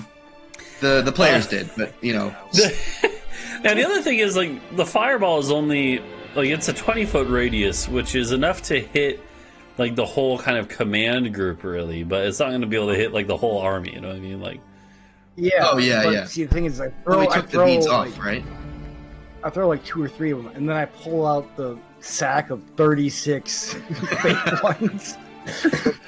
Wait. Just get started. We don't have to necessarily hover over the army itself coming down. There is a point, I assume, Talvo, I don't know if your people have given you full report on the trail, but I assume there's a point as they walk down where they're next to a large cliff face with some kind of danger of if a rock got loose, it would fall. True. and we can just hover above that and just shoot spells at the wall of dirt and rock. Not even that. We just earthquake it and then L. Cope and C. Yeah, that could work. I mean, it won't take out all of them, but it will definitely take out a decent chunk. Yeah, if we do it on the command block and then they fall off the mountain, you know? We should Are we definitely- trying to take them hostage? So yeah, Wasn't so there, here's some PR thing. here's the question: are you going to? It's going to take them 2 days to march down. Are you going to try to attack them this first day that you've already spent some of your resources, or are you going to try to like wait overnight and then do it in the morning or at night? You know, like when are you going to try to attack them? I think, Wait, what time is it right now? Like, It's like Four, afternoon-ish, right? yeah, 3 or 4. I think How that much is the an- earlier we get there, the better. How much And does an because- elephant weigh? Several tons. Right? I don't know. Yeah, a lot. More than 800 pounds? Yes. Yeah. just What is going on? Never mind, What are you doing? Bree, like summoning 4 elephants to shove them off of Well, the no, she has a little elephant rock. Yeah, the I was ivory thinking about statuette or throwing that- whatever. I was thinking about throwing that onto my magic carpet and then dispelling it while it was in the air. Putting an elephant on them. You Yeah. would have it hang very precariously Delivery. onto the immovable rods, and then press the buttons while I it's love the goddamn immovable rods. Oh, did we get No, some yeah. rods? We already Let's had do it. one, and I bought I another bought one. another one. Yeah. Oh, I Just in case. thought we broke it when we. No. Oh, We were gonna use it to considering tear that a shit- hole Well, in the how ship, would you break? but we never did. It doesn't. I don't think it actually ever breaks. It turns off if it has over like It just- 8,000 pounds of Someone force on it. You can't move. Yeah. It. So They can go ahead. break, but Yeah, but it takes a New lot. goal yeah, after wartime. yeah. No, that happened in the other last campaign. I finished. The players there was a giant stone chariot that ran into it at like 50 miles an hour. Oh my god. Man, But, yeah. It was like one of the Elden Ring traps, like the chariot traps. Oh, those things. Yeah, it was Yeah. that big, and it smashed into a movable rod and exploded it. So, All right.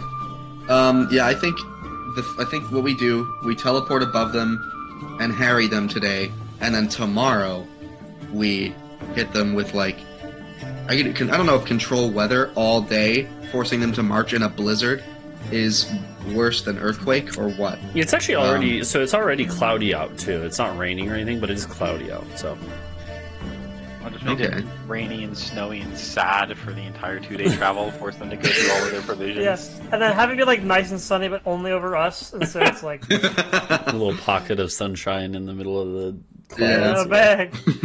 Yeah. I mean, if so they're traveling regardless, I 5 think- wide, if they're traveling 5 wide, wouldn't a sunbeam just all along the ranks on them so Yes, hard? that would be a very good idea. Basically, any line spell like that. yeah, but I mean the thing is, again, once like that would maybe wipe out 50 to 100 of them, but then you got many hundreds more behind that.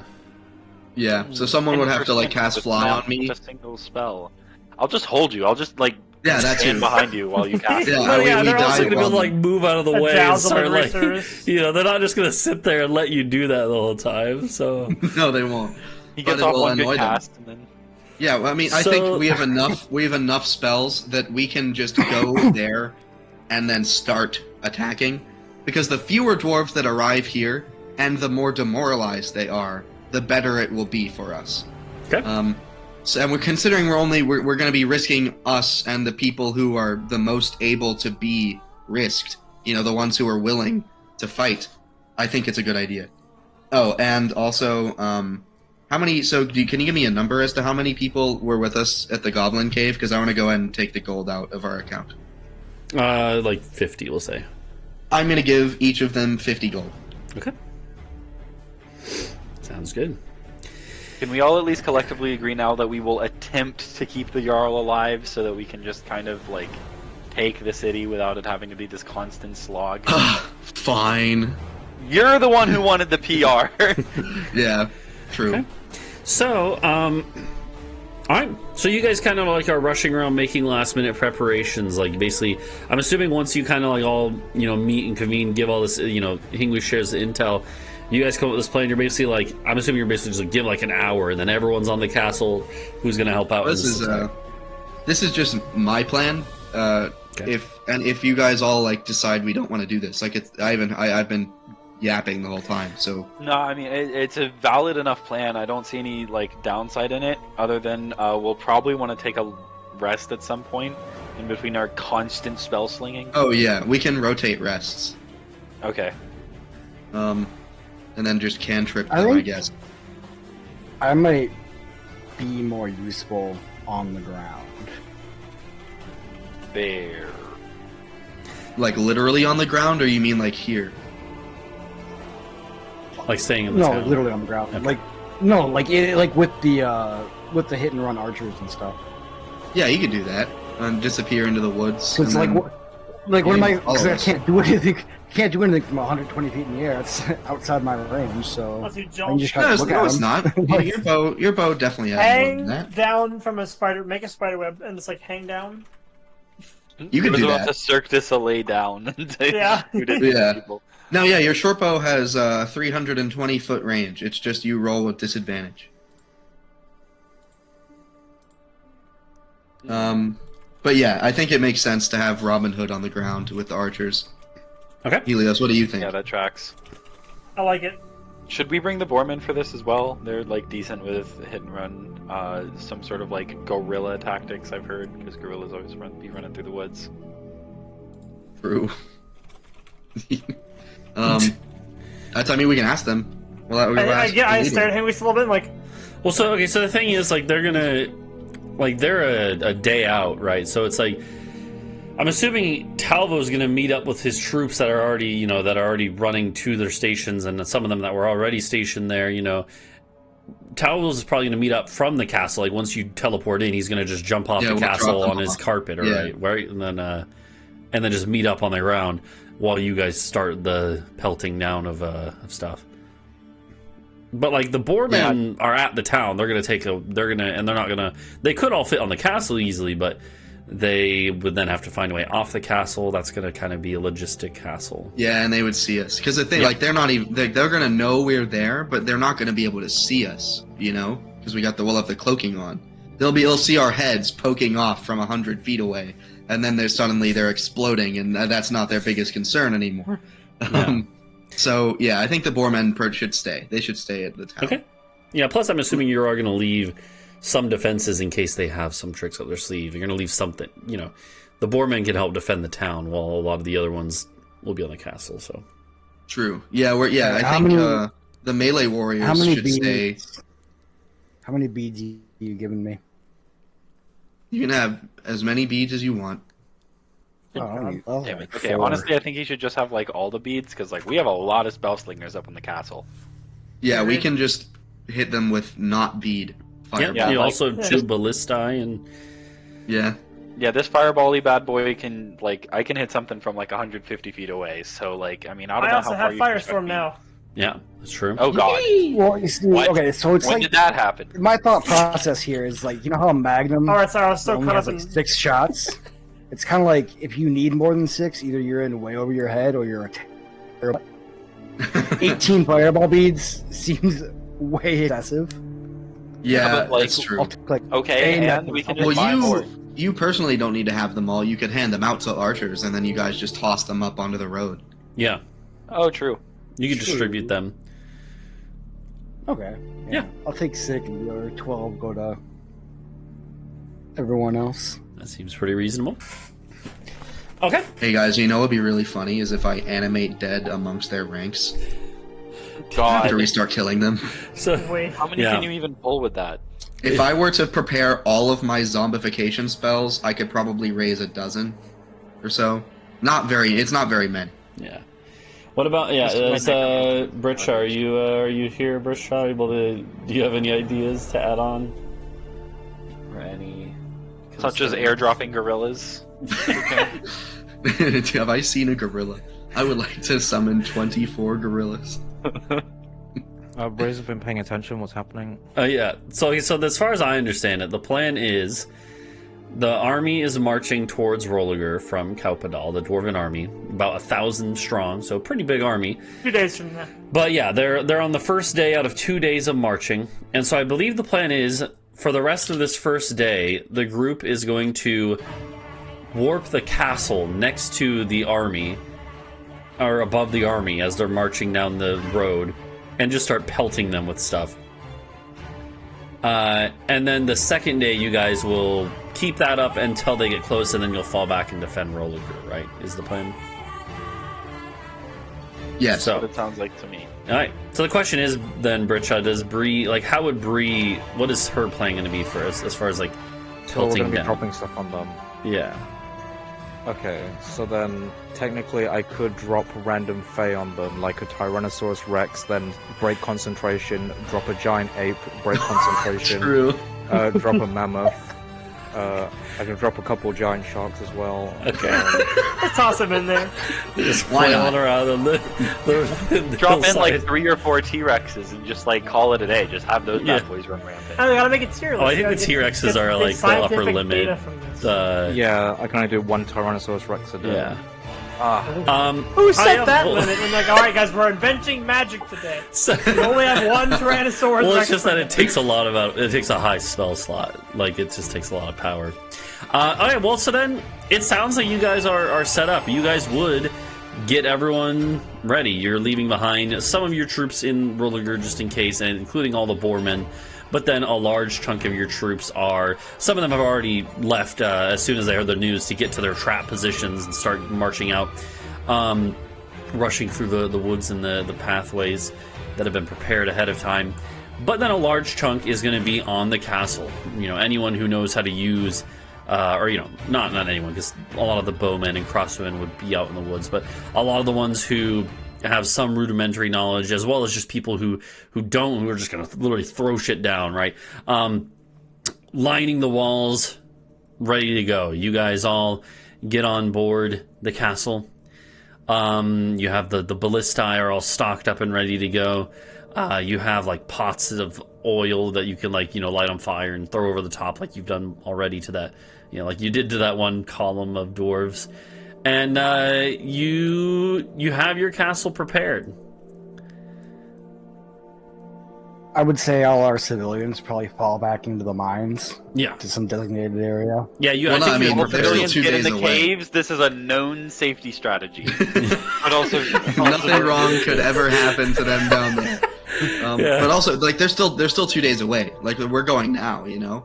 Once they get know of. closer, that We yeah, didn't that we know of. about those goblins till yesterday, so That's Wait, true. okay, Our so do we scouts wanna suck. tell- I think it's Teleport. foolish to. I think it's foolish to assume that was their only like backhanded plan. Okay, I will. Do you want me to waste a 5th level spell slot on determining that with is the certainty, or do we want to Yes.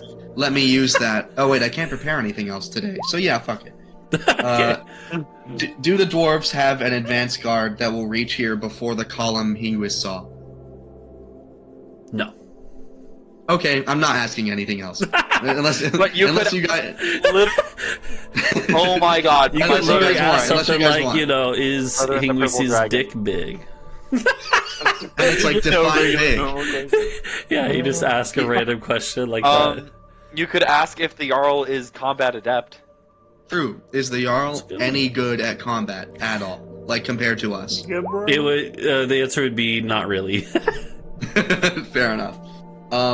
Okay, sure. Can a T-Rex survive a 100-foot drop from a castle? From our castle? Yeah. Well, what's the range on that spell? Most likely.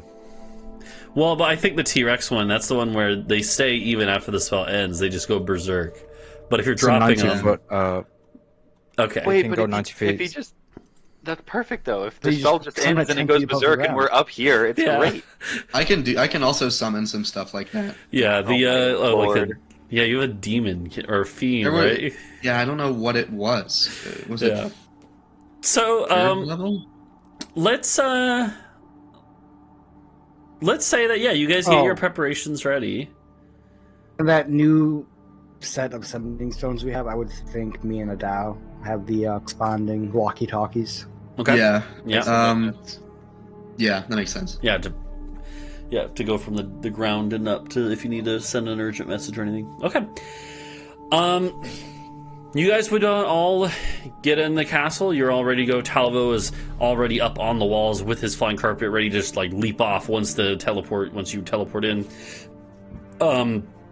Everyone else is ready to go. Here's the thing. Well, no, never mind.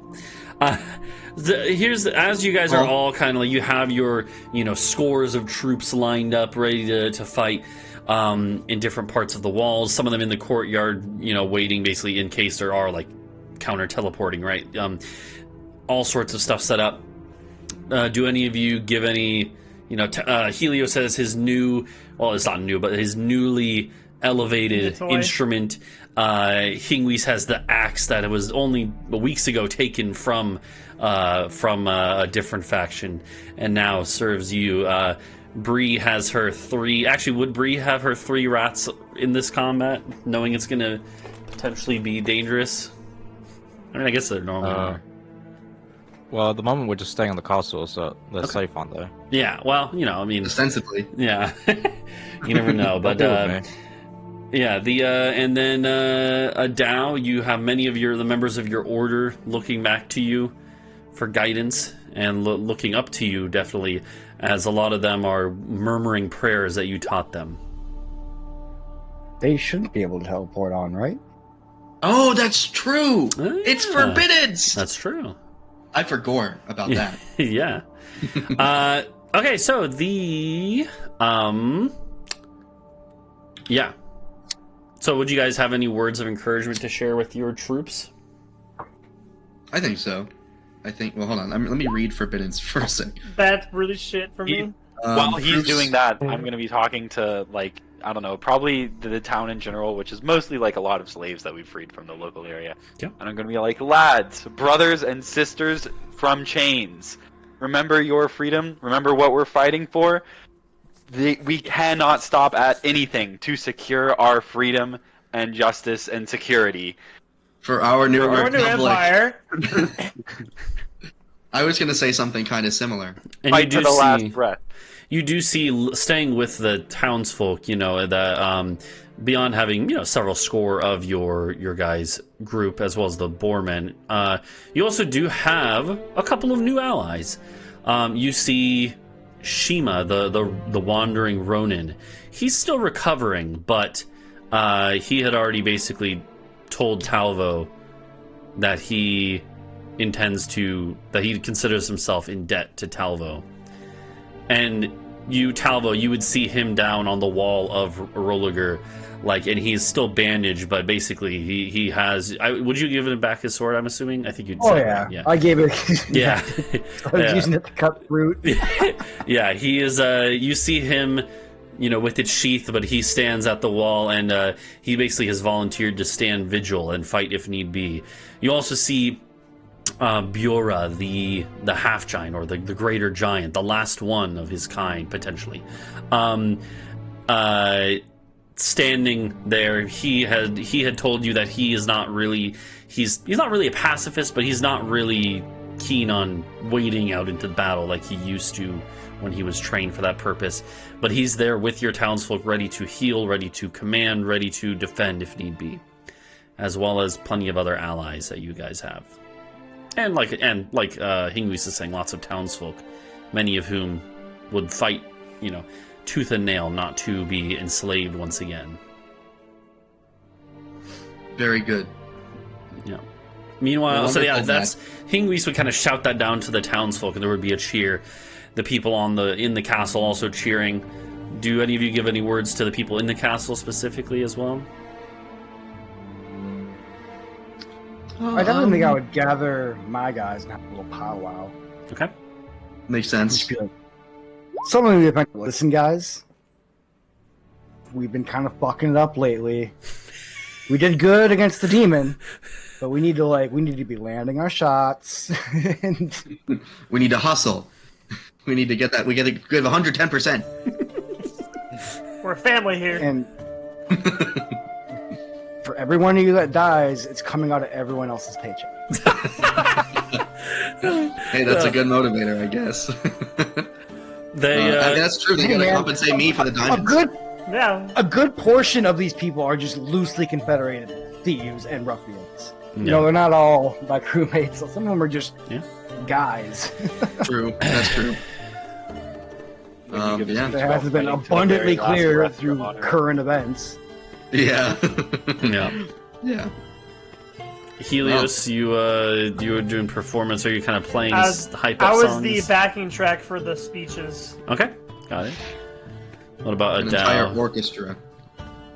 I kind of was going to not rehash. I was thinking pretty much the same thing. Like, remember why we're fighting.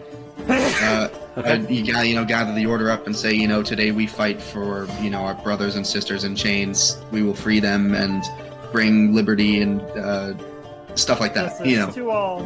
Exactly, liberty and justice to all. Yeah. One republic under God. No, So, no, I'm joking. I am. But I'm not good with. I didn't think about it, and I'm not good at impromptu speeches in real life. So Okay. I am also gonna change clothes out of my usual flamboyant shit into like grubs. it kind of makes sense. Yeah, into fatigues. Yes.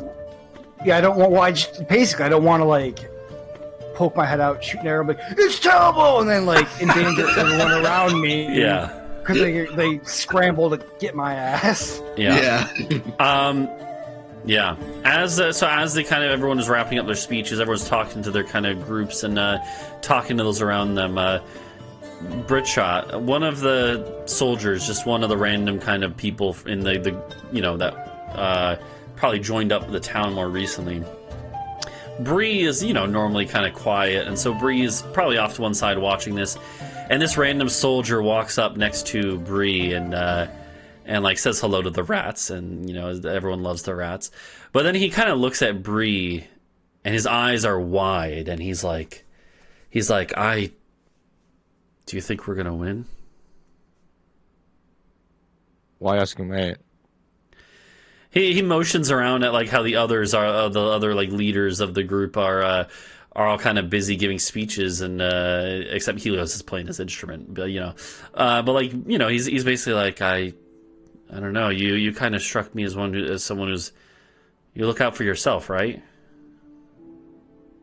I look out for myself and other people. He kind of thinks about that. He nods. He's like, I've been in a couple of the other. I've never been in a battle like this before. It'll be fine. He nods. I believe in you.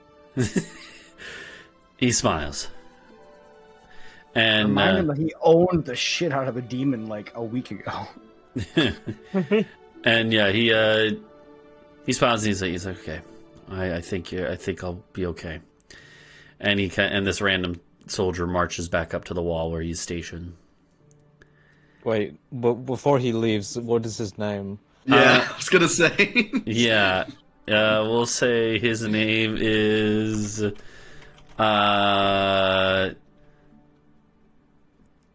Gimblo. Gimblo. Yeah, I like it. Gimblo. Yeah. Godspeed, Gimblo. Gimblo. Yeah. Oh, we're losing him.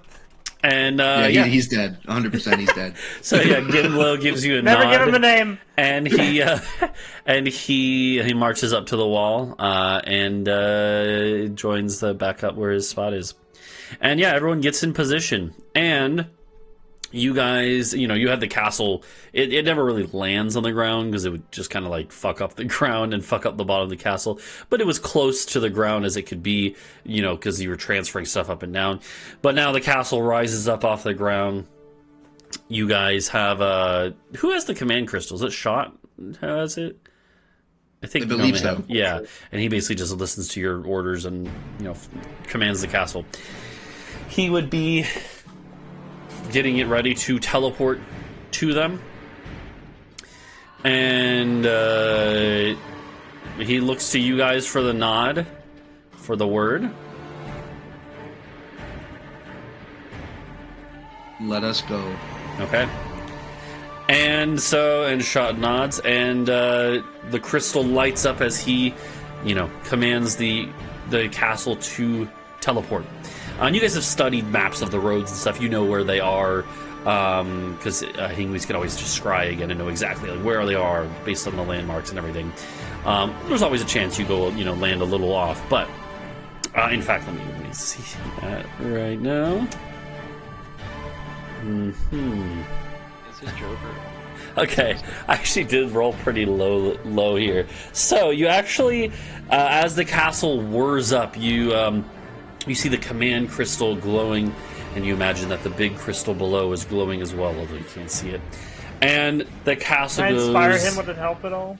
No, not for this. And the castle goes... zoop, and you telefrag into a mountain. No, I'm just kidding. And everyone dies instantly. Bye. Yeah, Campaign is over. Back to Everyone, characters. good But stream, everybody. He did get a little bit off target. So you actually go zoop, and the castle you bursts out of out of nothing into the air again, and you all look around quickly, and you realize you see the dwarven army, but they're about like a mile away. The goal was to try and get right next to them within a few hundred feet, but you're about a mile away. Still not a big deal. It just means that you're gonna have to spend that little bit of time approaching them. In a mile, are they marching towards us or away from us?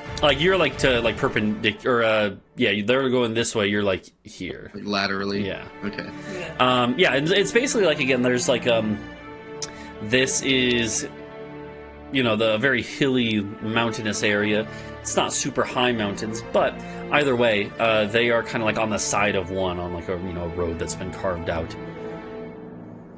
And they're marching along. You do see that the columns of this army stretch for a good, couple miles, really. Well, and let's get to it, fellas. okay. Talvo, do you want to advance from here on foot, or do you want us to drop you off closer? I don't know, where am I in relation to my first stand? Because the idea is I'm gonna go.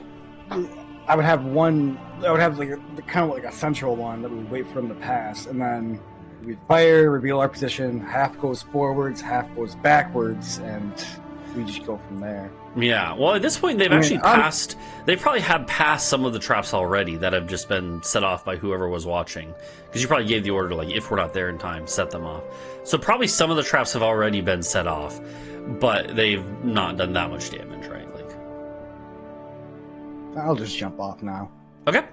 Okay. Yeah, well, since we're so far away, we can lower you behind a hill so they don't see the buildings. That'll be harder to do the closer we get. So I can let you and all the guys off, Okay. Okay. Yeah. And as far as this goes, I'll be on one side commanding dudes, and I guys can be on the other side of the road. Okay, yeah, that makes sense. Gotcha. Okay. And so you guys, you kind of get behind a hill or behind a rise and disembark Talvo and the rest of the men that he has brought. And again, there are already some are already stationed along the roads, but only a few compared to what you're now bringing. Now you're bringing a full strike force. Could I be right back in 30 seconds? Yeah, that works. Swag. So the castle would then rise up again. And you guys would start approaching, and we could actually take a little break here for everyone. Let's take a quick little break, because then we're going to get into it. Okay. Yeah. Quick, easy battle. 5 minutes. Yeah. So, how often do I speak and,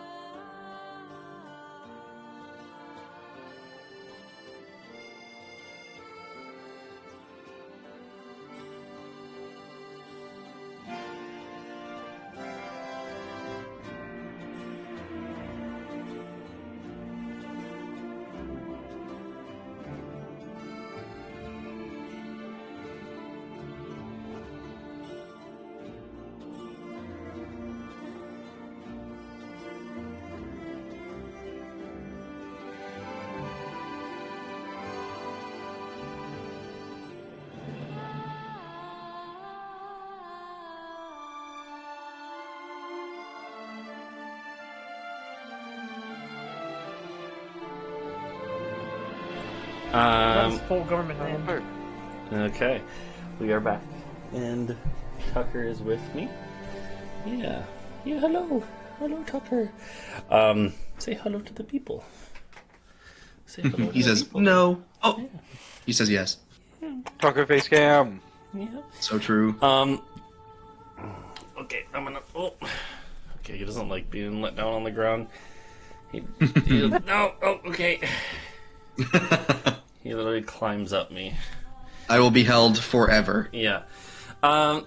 Okay, so we'll resume with the castle dropping off Talvo and his group, his strike force, To school today. and the castle then rising up and moving towards the marching columns of dwarves.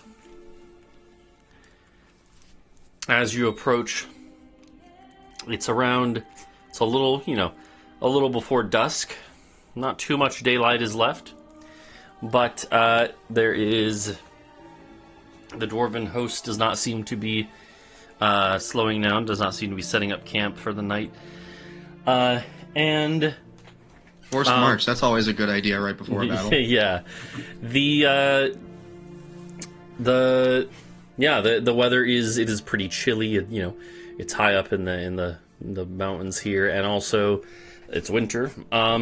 It's cloudy, and there's swirling clouds up in the sky above you guys.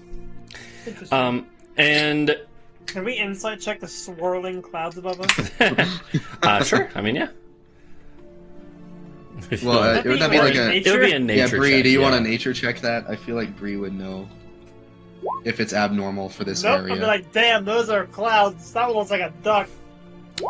Yeah, it looks like. I mean, it Oh looks like. boy! It looks like. I mean, it looks like normal. Oh boy! It looks Hey, like that normal one looks like a clouds. badger. It looks like normal clouds you would see in this area. The thing is, this is like this is an area where there is wow.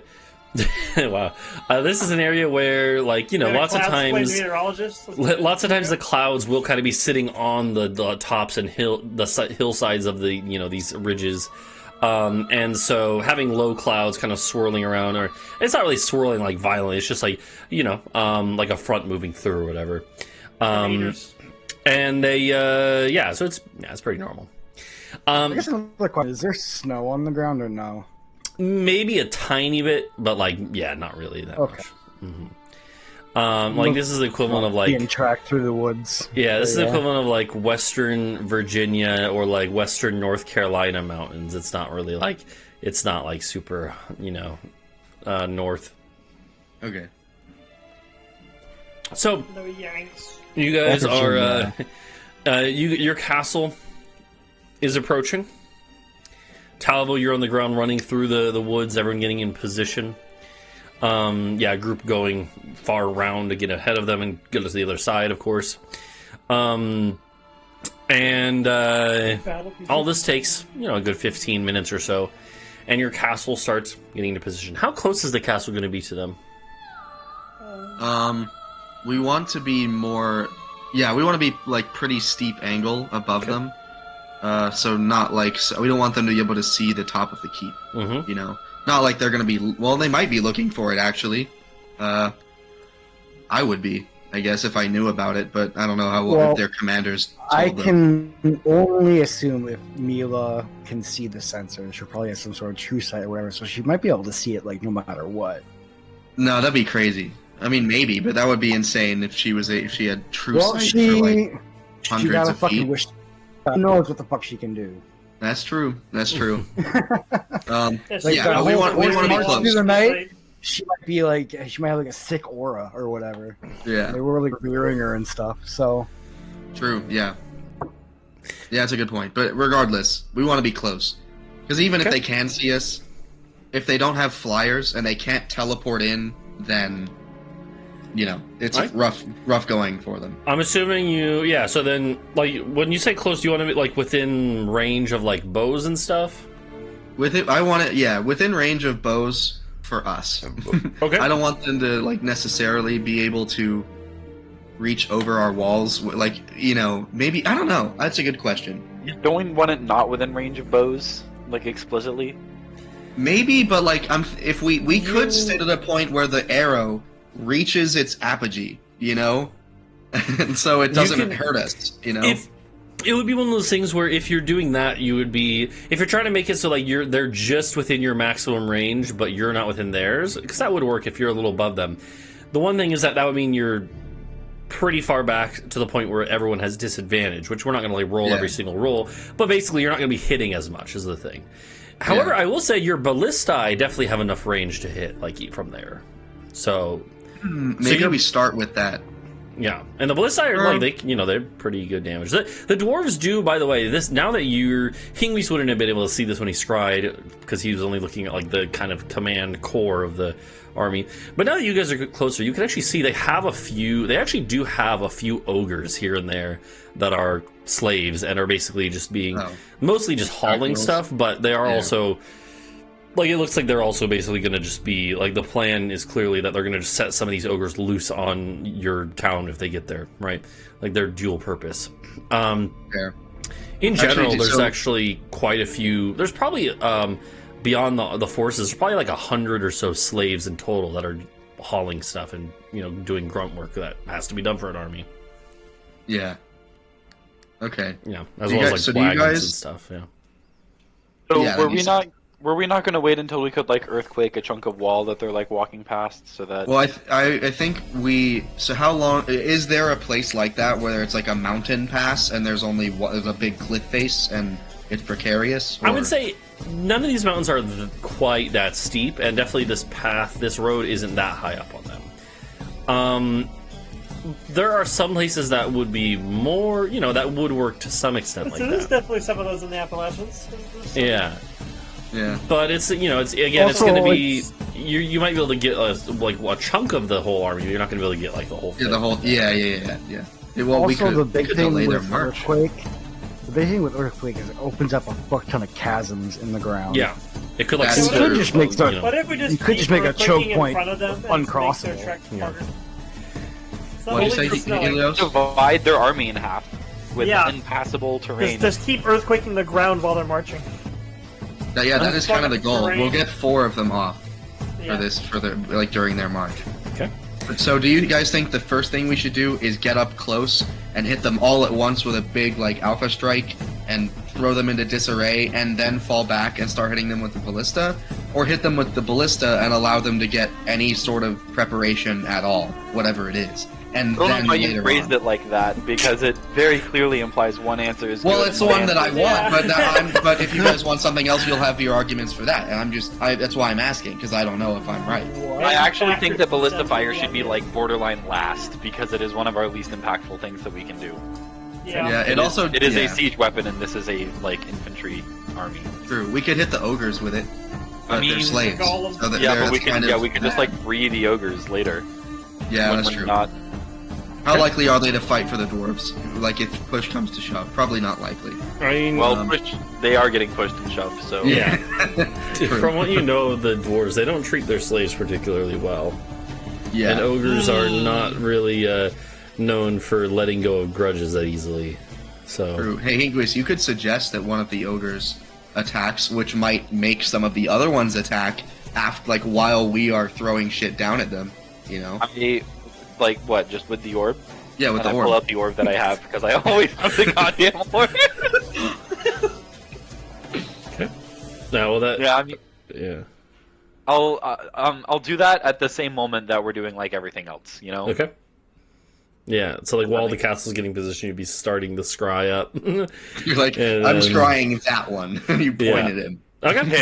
So it sounds like you're just gonna do one big strike and then leave the kind of ballista and other kind of ammunition methods for later to just start picking off at them. Okay.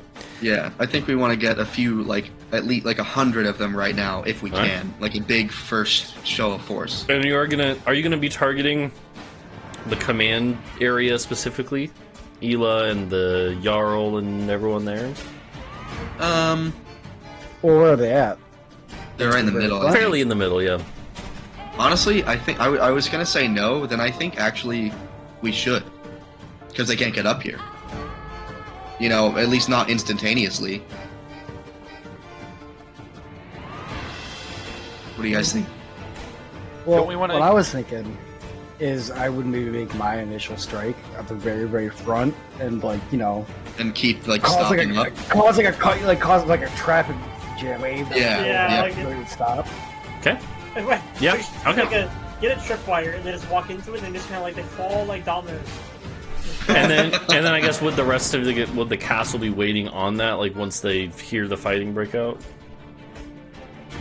Well, Talvo would tell me because we. Oh got yeah, the that's right. sending You have the sending stone. Okay. Yeah, Yeah. I guess so. So What were you going to say, Logan? And the So- thought we had. What? Oh, is Hila and gang in like towards the front, the middle, or the back? just a fairly middle, yeah, fairly middle. So then I think that we should split off the army like near them. But I don't know if we want to directly attack them, because if we just like fucking slaughter them all, isn't that like the opposite of what we wanted to achieve? Yeah, well, I mean, See, I would like killing the army is like good for us. Like that is definitely the goal. But Yeah. cutting off the head of the snake and then you showing up with the axe and them seeing their leaders dead and now they just have the minor officers, it would definitely make it easier and make them more willing to surrender. Yeah, but like, don't you want to like parade the Jarl throughout the streets of the slaves that we've just freed and have them chuck tomatoes at him or something instead of like? We don't have to. Oh yeah, that's a good point. He'll probably die in the first barrage.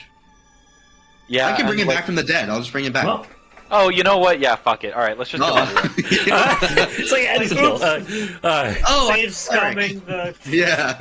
Alright. emotional damage. So that seems to be the plan. So alright, so here's what I'm gathering is you launch the attacks at the same time. Talvo towards the front and then continuing to harass the front end of the column, the army. At the same time, you guys strike right around at where the command group is, the leaders of this army, and just try to basically earthquake, or both, two earthquakes at once, presumably, like one on either end. It's the same day. We don't have that yet. Oh, that's right. You don't have the earthquakes right now. Yeah.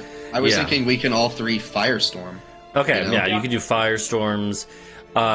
You have like everyone on board, fires, throws, whatever they have available, and whatever their best option is, and then you keep that up as long as you can, and then fall back once that goes, once that becomes untenable anymore or whatever. Yeah, pretty much. How up are we? What? How high up are we for this initial strike, Adau? What was your plan? What elevation did you set us at? When you cranked the giant like height Well, measure thing. Well, firestorm's 150 feet. That's within range for longbows and stuff. Yeah, I was gonna say 100. crossbows, I think. 150 is kind of like maybe 120. It's like kind of standard range for a lot of stuff like that. Yeah, so we could go 120. That's probably because there are a lot of like sunbeam. That's 60. But then I could. Oh no, I could. We can move it. We can move. The castle flies. It moves pretty So quickly. I think we start at 120 and we do the firestorms and the guiding bolts and the arrows, and then we figure out from there what do I want to cast next. If real quick out of character poetry, if I were to cast confusion and then get moved out of range from my initial target, does confusion automatically end? Is concentration? Yeah, Actually, I can't remember if concentration is. Let's see, is concentration broken by range or by outranging it, by getting out of range? Let's see. No, you do not, according to Okay, D&D Beyond. Yeah, I didn't think so. So that makes sense. So yeah, it would still be going. Adau, I would like to petition you that since we're invisible, since we can pull back, we start off at like a 90-foot height, just so that I can confuse initially the higher-ups, because I don't have Firestorm like the three of y'all. So I can ensure that the higher-ups of the command structure can't give out any orders. Well, hopefully can't give out any orders. Ooh, smart. And I could then also y'all cast Firestorm, silence and then on we them pull too. back. Yeah, because then they can't say anything. Wow. You can cast silence, but actually, I mean, sure, but man, this should just automate. I think you me out should of a job confuse here. them. Okay. I think you Okay. should confuse them. All right. So, sounds like you have your plan. The castle starts creeping in above the command structure. This is the first time that any of you have seen Ela in person. it's a ways up. You're 100 feet up right now, or you're approaching that distance. But you, even from this range, you can see her riding her war badger, and she's quite the imposing figure. Even more than it's a lot different than when you were scrying Hingwis. Like, she emanates not a literal energy, but she emanates just this. Like, you could tell just by the way that she holds herself and is yelling out commands to the troops around her, that she is well respected. As you guys are approaching, the castle is creeping slowly up. Talvo, you're a ways away towards the front of this. You and I are on opposite sides of the road by now, and all your troops are in different vantage points, different trees, different little hunting stands that you set up well in advance, ready to go, camouflaged in. And Talvo, you're probably pretty close even, so that you can just charge in if you need to, and you have the best view possible. You actually notice something. Roll me a perception check with your newfangled perception bonus, even. It's still not bad though. It's better than it would have been without your proficiency bonus that you have now. It's literally my passive perception. Yeah, fair. So you see you notice something that you weren't expecting, which is that as you are kind of watching the front of the column march up into the area where you have this trap set up, you notice that there are a couple dwarven messengers running down the length of the line, and they're kind of in a kind of low tone, they're kind of saying stuff. Do I see him gesturing towards anything? You do, actually. At one point, he gestures up into the sky where the castle is. Okay. I will Sending Stone Adau now and say, they know you're there. And this is Adau. You receive this right as you're about to arrive at the range you wanted to be at. They know we're here? We'd have a visual signal. Because I'm not going to yell fire or loose or whatever, but I'm going to do that. Okay. Yeah, you do. It's like thaumaturgy or whatever the equivalent is that you have. You just yeah. Or you signal someone who lights I press a fire digitation a blue light in the middle of the castle or whatever, a green light or something. Okay. And all hell will break loose as you guys all just start pelting down. Everyone just goes, starts shooting their arrows, crossbows, whatever. You have multiple of your firestorms go off, because it sounded like you were going to do 3 firestorms. Who's doing that? This would be Helios, Bree, and is it Hingwis? Or no, it's Adau is the third. No, I don't have fire. Yeah. Okay. And you guys just spread them out across, this going whole just chunk. down the line. Absolutely. And it engulfs dozens, if not probably more than 100 for sure, dwarves in this. And as this starts, you see Ela turn her gaze up to the sky and start yelling out commands and say, "Fire back, men!" And immediately there's volleys from their troops coming back towards you guys. The thing is, it's pretty clear that they can't see where the castle is, but they definitely have a rough idea of where the castle is. And so they are firing, and immediately your guys obviously have the advantage of height and also the advantage of Relations. Yeah, exactly. And so your troops are hitting a lot there, but a few of your guys are hit as well as they immediately start firing back, mostly crossbows on their side, so bolts start flying up. And then the clouds in the sky above you start swirling faster and faster. I was right. And oh boy, all of a sudden, do anything with it. Literally poofing, or a large just cloud bank just goes and rushes in at the castle. And immediately poofing out of one of them is a cloud giant. and it literally like does like a it literally like pops out of nothing, seemingly like it was cloaked, and it literally goes with a big mace, and it lands on one of your ballistae, severing one of your ballistae in two with a single massive blow.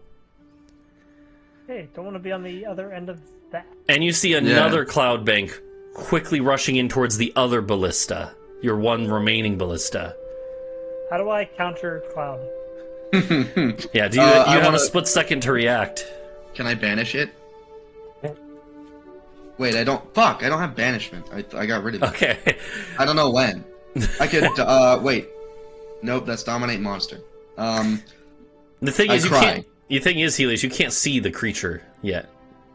You see only clouds moving in. Cloud. Yeah, clouds on a creature. God damn it! Stupid fucking microphone. How far away is it? It's quickly approaching, within 20 feet now. Get confused, idiot. Okay, well, keep in mind, if you do that, you're not going to be able to cast it at the group below. Yeah, I was already too late. I wasn't aware. I didn't see Adau, like, do a little bit of sparkly magic, so I didn't cast it. I have an idea. Hold on. I have a stupid idea. Are the ballistae, like, bolted down to the ground? They are, yeah. Fuck. I was going to animate it and just out of the way. Yeah. Okay. No, they're bolted specifically. You know why they got bolted? Because at one time that you guys did the whole tilt the castle thing.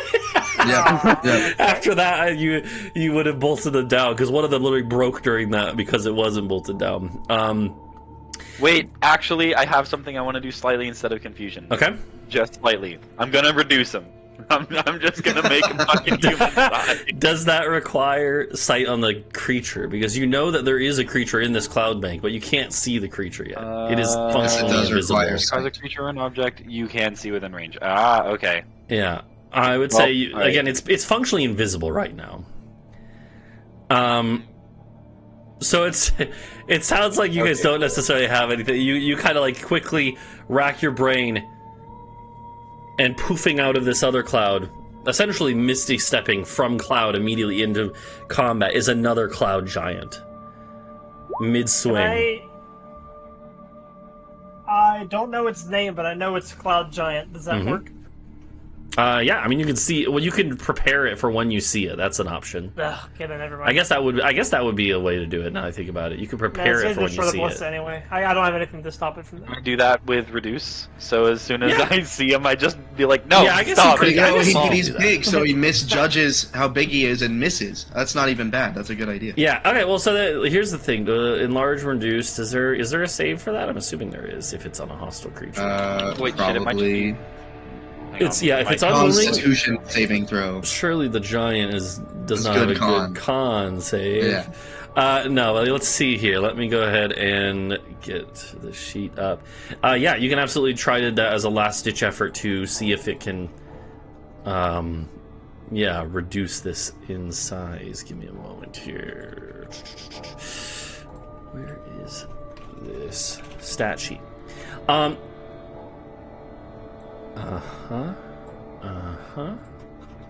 25. Probably. It's a cloud giant. Let's see here.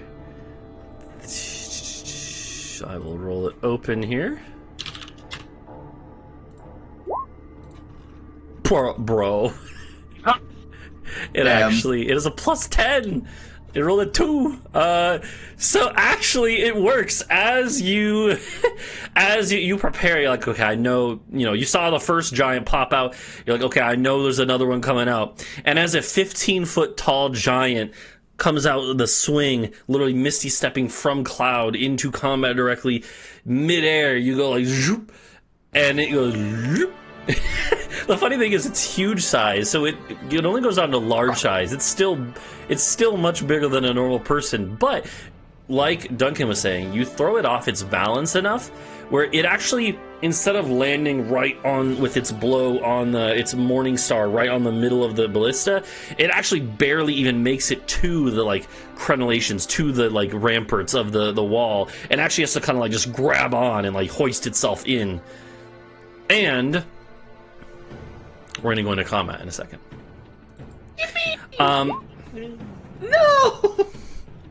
Yeah, don't roll yet though, because I need to get you on The tokens. yeah. And we're gonna go on to the castle battle map, which we haven't been on for a while. Oh fuck. Okay. Yeah, we haven't been on the castle battle map in quite some time. Good luck. Yeah, oh yeah, you're not here. Damn. Yeah. That's alright. I think that 40 guiding bolts interspersed with various other spells and arrows and stuff will probably take these things down relatively quickly. God damn it! One of them's not even a giant anymore. Yeah, we did. He's just a big. Like a large. Yeah. He's evented. Yeah, you did get the firestorm off though, so that's and it is currently still wreaking havoc. It's just that now you're having to react to this. I don't do it attack. often, so remind me: is the stuff on the bow or the instrument, is that like one from the list of spells per day, or is it like I can do You do each of them once. multiple spells? Okay, so I can technically cast all of them Yep. once per day. Okay, good. Yep, you can cast each and every one of those once. Although I thought of confusion. You should just force feed him and throw him off. Okay, and then we have. Give me a moment here. Okay, let me make this cloud giant smaller. That's only for 1 minute, though. You know, he only has to worry about that for a minute. There's going to be one other thing that happens, which is as they're swooping in, the cloud banks they were hiding within dissipate. But the cloud banks weren't empty. Besides hiding their presence, all of a sudden you hear the squawking of large eagle-like creatures as 6 griffins also pop out at different points. Oh boy. I was really hoping for another rock. No, cloud giants in my world at least are rock Tua. No! the cloud giants in my world at least are like they are known to be they domesticate and they breed and tame griffins. Other giants do too, but cloud giants are the most prolific ones when it comes to that. Okay, sorry, I was pulling all these tokens. Still might be able to tame one and name it Peter. Yeah. And let's go ahead and get onto the battle map here. It's been a while since we used the castle battle map. Remember, as always, that it's not actually it's flying, of course. It's not like this castle is just this castle shows it as being on the ground, but that's just because this is the closest castle I could find that matches what I have been kind of thinking of it as. So Yo, just imagine these it flying. Cloud giants look like pretty cool dudes. Everyone feel free to click your token and roll into initiative here. They're like cool bikers. So I shouldn't have placed the vibe. Okay, and then this one rolls in. This one rolls Why are in. there several extremely detailed, shaded Among Us? I wonder who could have done that. Yeah, Whoever could have. exactly. All right. And yeah, let's see who are we missing in initiative. Okay, there we go. And yeah, TSM, you don't need to roll in. I guess Logan, if you want to make sure. I think you're the only one missing. I don't know how. What was the thing you were describing? Yeah, Initiative? Yeah, You just said token. yeah. Here's your token. Oh, he doesn't have a token on this map. No, it's Oh right wait, here. I do. It's this goober. Yeah. Hello. Oh! Yeah. And then We can't how do see I- anything about him. Yeah. How do I roll? Mm. Quick, You just click it Okay, and I then need click to save initiative. that. Okay, hold on. Let me save that. How have those abominations, Bree, kept and putting a pond on our castle been doing? Oh, they're still there. They've been eating voraciously. Why are we keeping those? Yeah, They that's should- a good question. We should have killed them. Oh, Bree doesn't ask for a lot. Yeah. So Fair I go um, last after 6 griffins and 2 giants. yeah. well, one giant. Yeah, 1 giant and 1 big. Okay. Well, actually, you know what? Let me roll in the ally actions into initiative as well.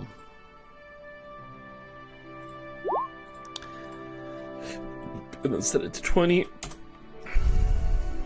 Okay. So, yeah, because you do have, I guess not all the allies are on the castle potentially, but most of them are. So, I would guess, yeah, and all of them except Aya and Jordy, I would think. Oh yeah, okay, that's fair. Yeah.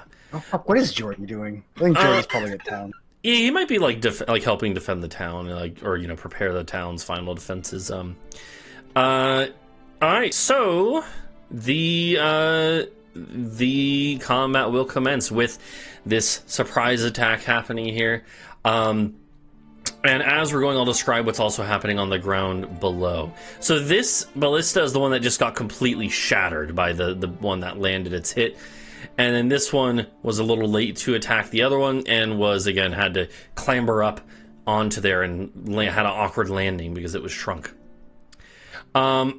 Yeah, let's go ahead and get into it. It's going to be the blue group of griffins that were following this one first, and they immediately swoop down at you all.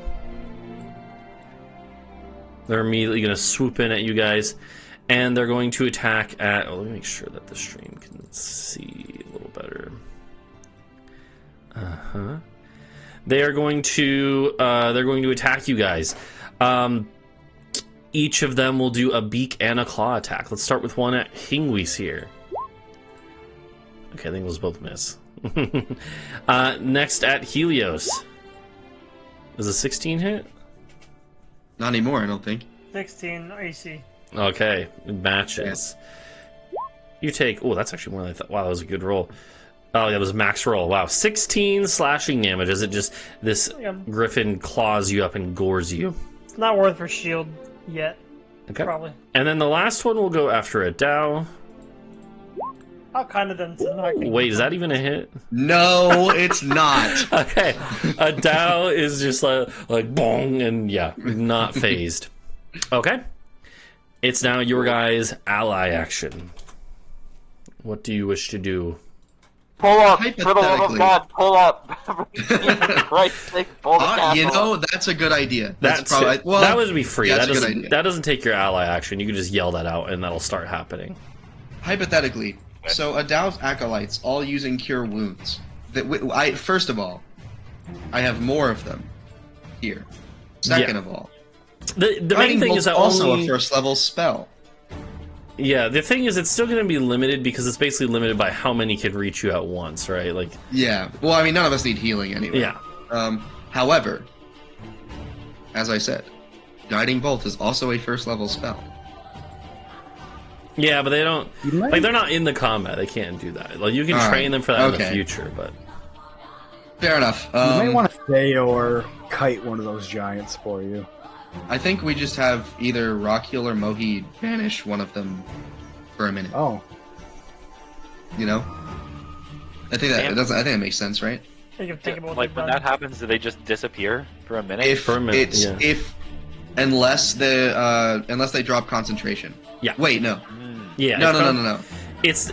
There's an additional thing, which is if they are not native from to this a different plane. But these guys are. Yeah, spoilers, these guys, they're native to this plane, so. Okay, so that's actually not... Maybe we should damage them. What do you guys think? Yeah. Damage? Yeah. Just the giants, preferably the small, so that I can don't have to keep up concentration.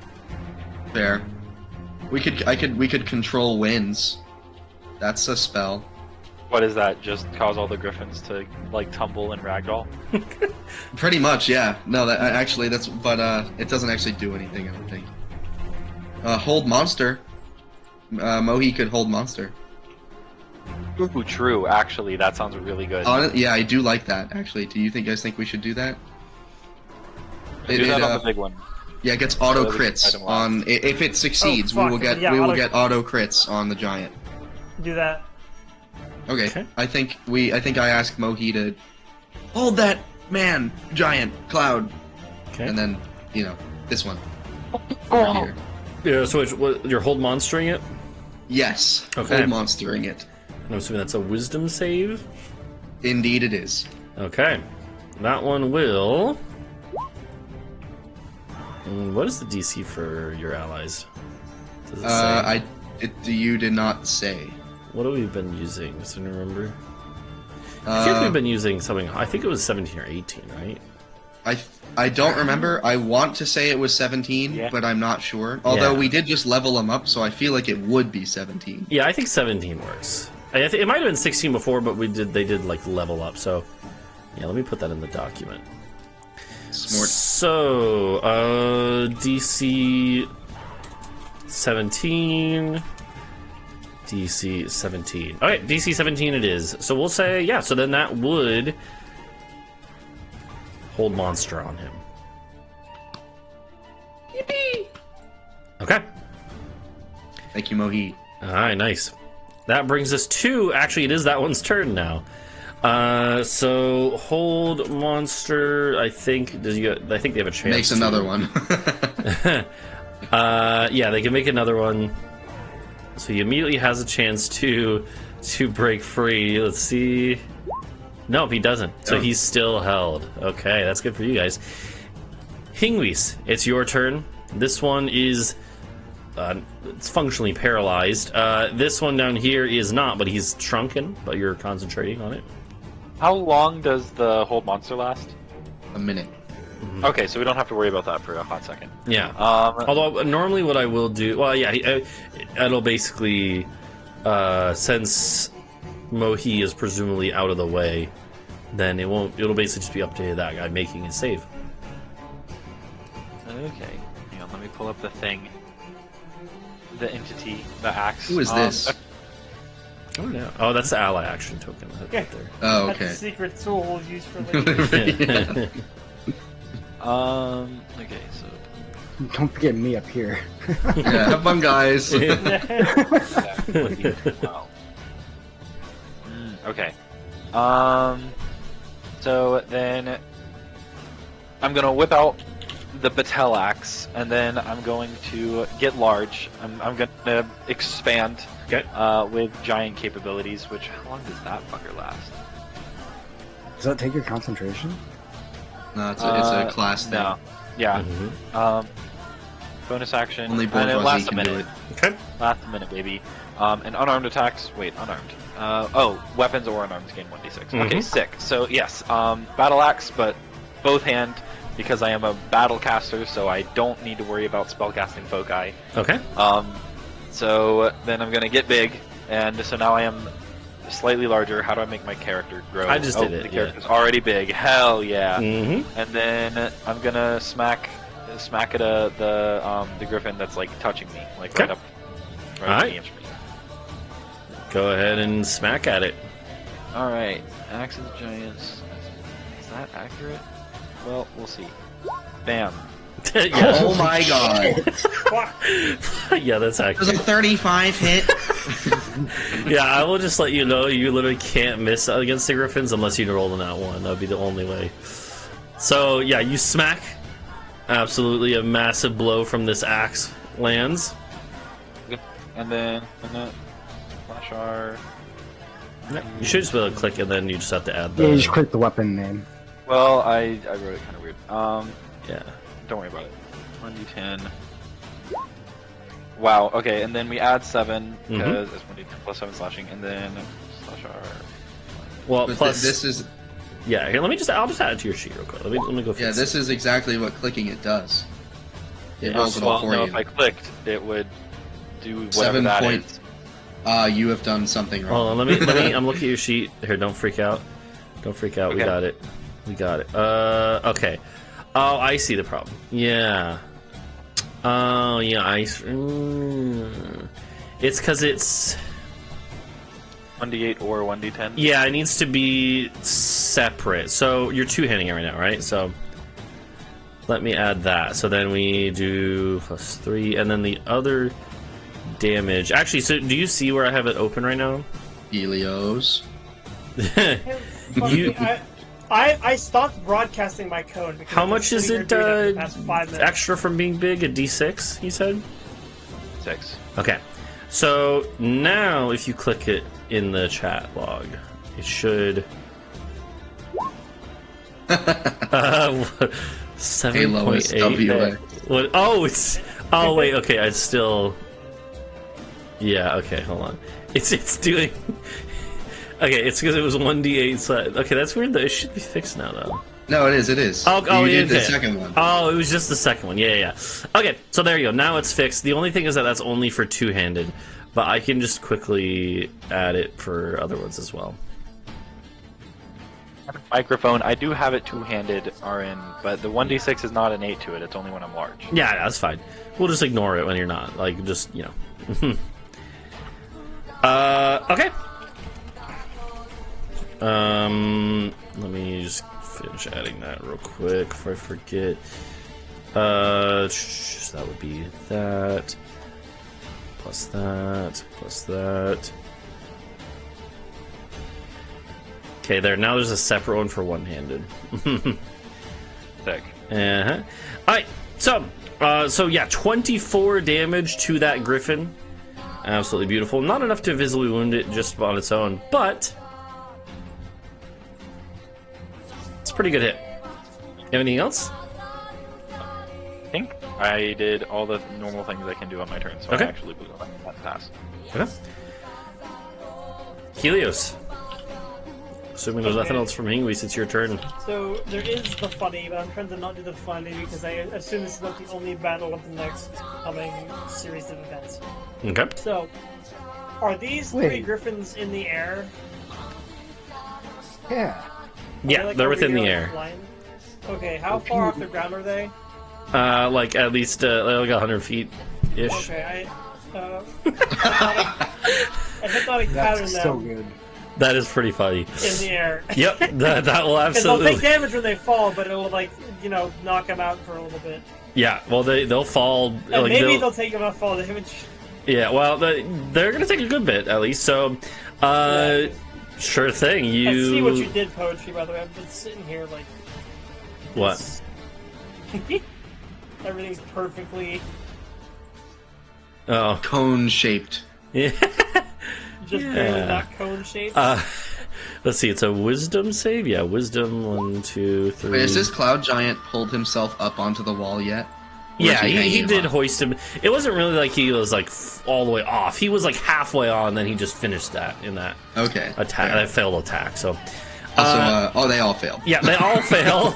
So they all, you see them all just go like, "Bruh," and just like almost like like the goats when they like get paralyzed, you know, like Yeah. just go like "Bruh," in the middle of the air, Yeah. and they just start plummeting. Which pretty much happens instantly, because falling pretty much happens instantly up to 500 feet. So they will each take. Logan, you know about that. Actually, I'll let you roll it, Helios, since it's your reward for doing this. 10d6 damage. Pretty good amount. Okay. Yeah. Okay. I was actually just gonna take the first one, but we'll take like 3 different Oh, ones. sorry, No, that works. We'll take 3 different ones. Plus, it's that's more fun. So they're gonna be different amounts.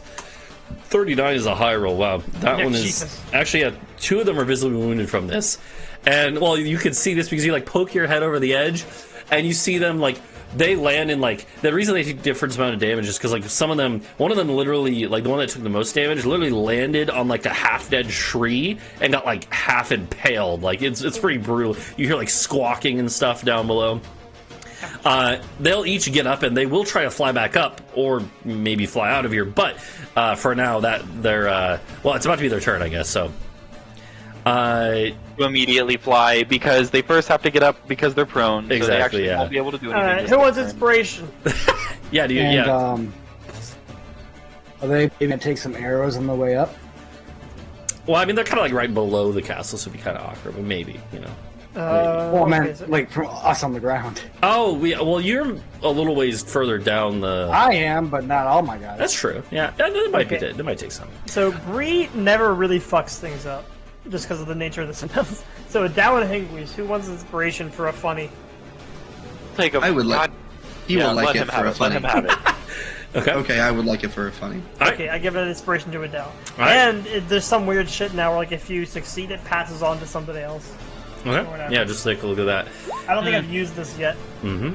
and it will now be the griffins that just got knocked out of the air. They are going to take this whole turn, like, unentangling themselves from the trees. So they lose this whole turn. So that's another benefit of you bringing them down. But now, it is this cloud giant's turn. This cloud giant curses at you guys in the tongue of the giants, and What does he say? saying? he literally says curse you. He's not very creative. He literally says curse you and your meddling magics. He says it in a cartoonishly high voice because he's Mad. smaller. Curse you! Yeah, well, that's the thing. He's still big. He's just not as big now. He's like curse you. Exactly. So it's Yeah. still the proportion still works. And he actually, he kind of like looks like he was going to try to take another swing at the ballista now that he's here, but he realizes that the fact that he's smaller means he probably won't have the strength he would to be able to smash in one hit. So he thinks better of it, and then he turns and he reaches out a hand and he casts a spell. Okay, I'm going to roll for him to see if he's smart enough to realize who is making him small. I'm going to say no. So, he's going to... I think he's just then going to target... You know what? He's going to target Helios, because he knows Helios as a bard. And can see that Helios just brought down his griffins. So he's going to basically be like, you know, like that guy. It must be him. Sorry, Helios. So, Helios, all of a sudden you feel your body being lifted up. Go ahead and roll me a strength check as you are being telekinesised. You could also Saving throw or a check? count the spell. Strength saving throw. Yeah, actually, you could try to counterspell. Oh, I don't know if I could do that to start my turn.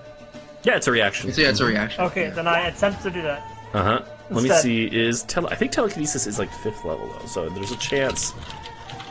Yeah, I'm not wasting that high. Yeah. I mean, even at base level, you still have a chance, so you just have to roll a charisma check, just flat charisma. That's So if you just click the... pretty fucked up. Alright. That does not do it. That's We're not going do it. for a It was flight, it was boys. worth a shot though. Hey, Yeah, fly now. you go for a flight, and he yells out in giant tongue, and actually you wouldn't be able to understand this, I guess. So like I guess Hingwis and Adau both understand giant, right? Yeah, I did. You You're like, both "Oh, hear fuck." him say, although Helios, you kind of get the idea. He basically says, "You like falling off, you like making people fall down from this height, huh?" And he takes you, goes zoom.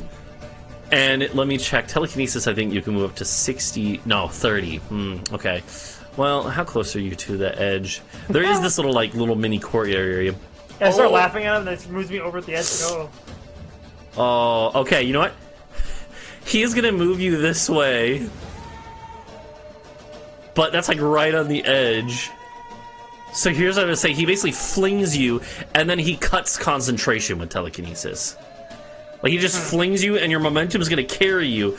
But you are going to basically arc, like, right over the edge of the wall. I'm going to give you a chance to acrobatics check to see if you can grab on and hold on to the castle. Yeah, pigs are fly, yeah. Okay. Oh, yeah. Nice. Oh, boy. And you have no issue. Helios is pretty acrobatic. So he flings you. He kind of starts turning to deal with the others, thinking that you're out of the picture. But you grab onto this lower wall part out at the end no of idioms the castle. today. And you just go, and you hold on. Bro actually jabs his bow into the wall to like hold himself. Yeah. I mean, he could just use that to kind of hook himself. It's made of ice, like you can definitely handle that. And yeah, the other giant is like 10 feet above you, by the way, but he's not really looking at you. He's paralyzed, anyways. So yeah, you hold on. You are kind of hanging precariously, but you're still on the castle. It is now Bree's turn.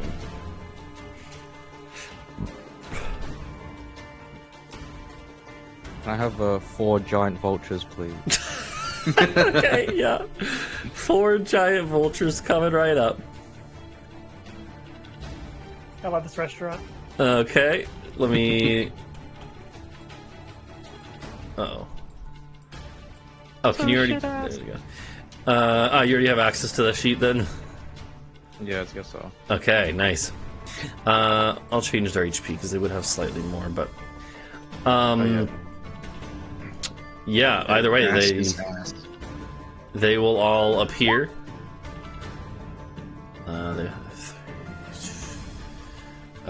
So they would have that much more. They would have 28 HP instead, right? Yeah. Okay. Yeah, they have a little bit extra HP. And then, actually, I'm just gonna copy and paste these ones. So they, and they roll into initiative, right? So they get their own turn and everything. Oh, they go right after you, though. That's perfect. Cool. Alright, and then you can order them a command. I think you rolled the Cloud Giant. Oh shit, you're right. Oh, fuck. What is their dex? They're actually probably better. Oh, they're actually better. So they would actually have a 9. So they actually don't go yet, but they go earlier next round. I shouldn't have said anything. Teacher, we also had a homework assignment for today. Yeah. Okay, yeah. So there you go. And you're free to give them an order, but I guess we don't need to worry about that yet because they're not going yet. Anything else from Bree? Or yeah. Well, I was gonna say, can I play something like this where they're flying, and then they could be flanking that one? Yeah, they would just be above, and this one would be like slightly below. But yeah, that works. Okay. Because these griffins are basically flying slightly above you guys. Okay.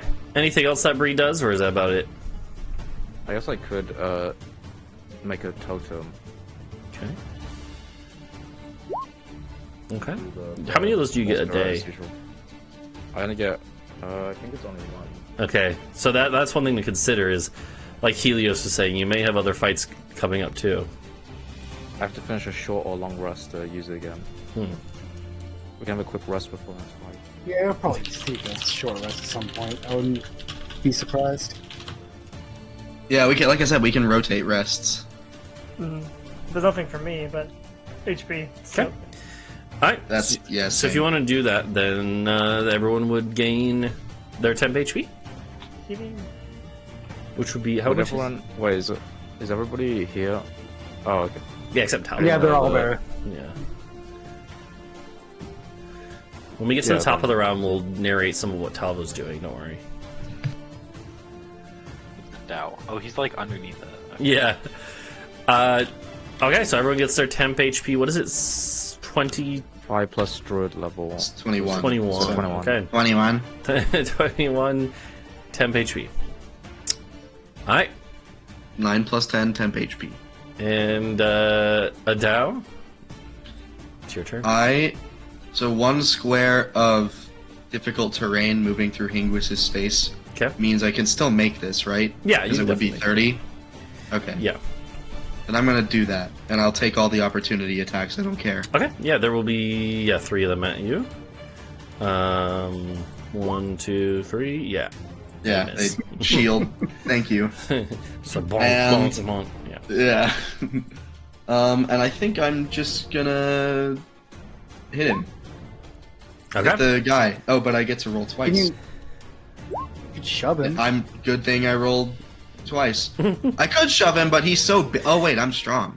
You're strong. Well, he can also fly, can't he? And you have advantage. Can he fly while he's paralyzed? And you have advantage on strength. That's a good point. Checks. He is held. Yeah. Is this the big one or the small one? The big one. Blacked out. Okay, I did kind of already roll my attack, but can I do that? You can, if you want to shove him instead, or try to shove him. Yeah. I don't know what. So I. Yeah. It would just be a contested athletics check. Oh, it is athletics. Yeah. I probably have disadvantage because he's 2 size values above you. No, there's actually no penalty. It's just that if you're more than 2, you just can't. Is the thing. But within 2, you can try. The creature automatically fails strength throws. But this is that would be a saving throw. Technically, this is not a saving throw. But wait, it's also incapacitated, and this is tricky. Can't take actions or reactions. It doesn't say it can't contest this. Yeah, like logically it can't, but according to the rules, it can. It's Right. Yeah, because a strength and dex saving throw is different than this, which is a contested ability or skill check. So yeah, it technically gets a chance. I'll say it has disadvantage, and it's pretty strong, so it still has a chance to beat you. Yeah. It doesn't though. But with disadvantage. With the disadvantage, it doesn't beat you, which means goodbye. It will tumble off, like with its paralyzed, like it basically was like almost just its passive strength trying to hold it down, like with what little movement it can do, and little like twitches of movement. But you just go like, and you shove it off the edge.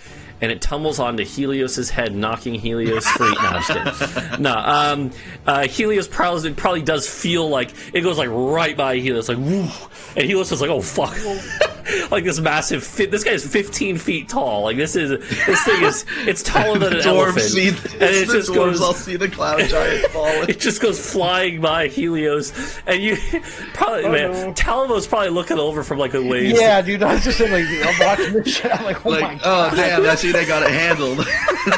And you see this giant just go boom, and okay, and this is your turn, Adau, to roll 10d6 as it's 100 feet up, and you'll get 10d6 falling damage.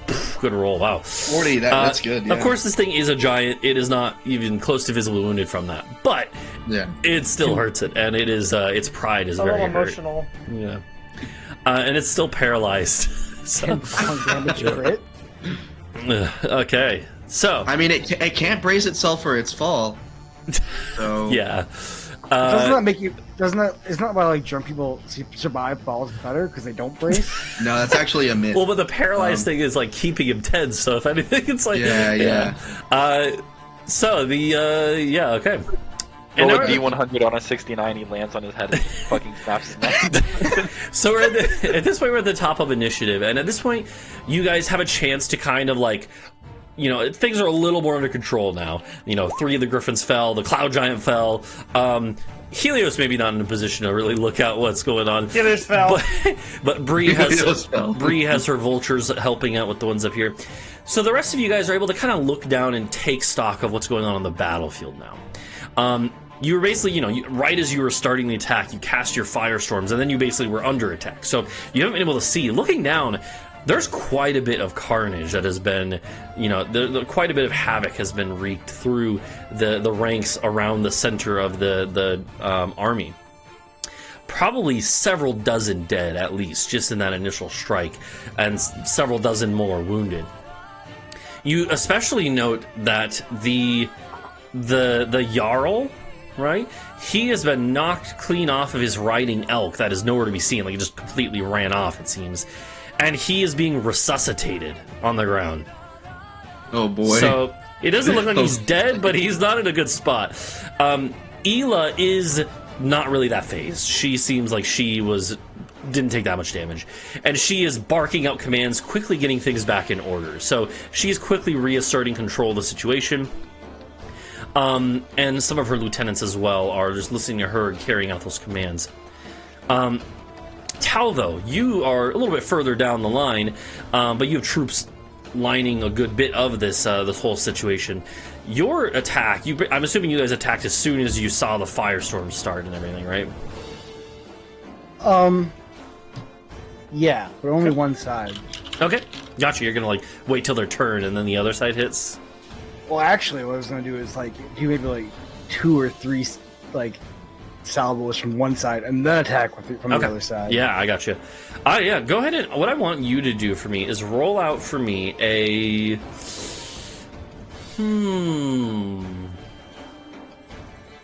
I think I want you to roll a. This is the thing I know is in other editions of D&D. I've never played any other edition, but I know other ones had commander checks, war skill checks. Yeah. I wish that was a thing here. I would say the closest thing would be. I'd say insight, actually, to kind of figure out how the battle's going, what you need to be doing to adapt. So roll me an insight check. Oh boy. Okay. Oh boy. Yeah, I forget. Yeah, insight's good for you in general, and you get a nat 20.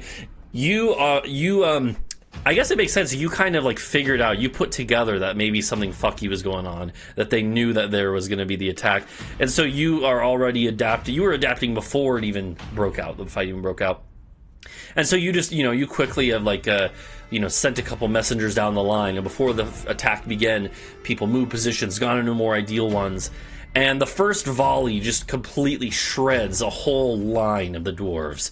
You see multiple, at least a couple dozen bodies just drop and start tumbling down the hill.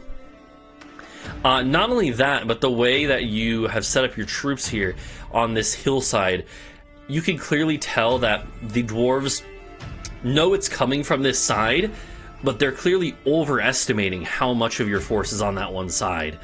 And as a result, they basically immediately, like, they panic because of how devastating it was, and the lieutenant up in charge of this group, of this column, yells out to, like, form a shield wall, like, everyone facing this side, meaning that in a moment the other side is going to be even more devastatingly hit.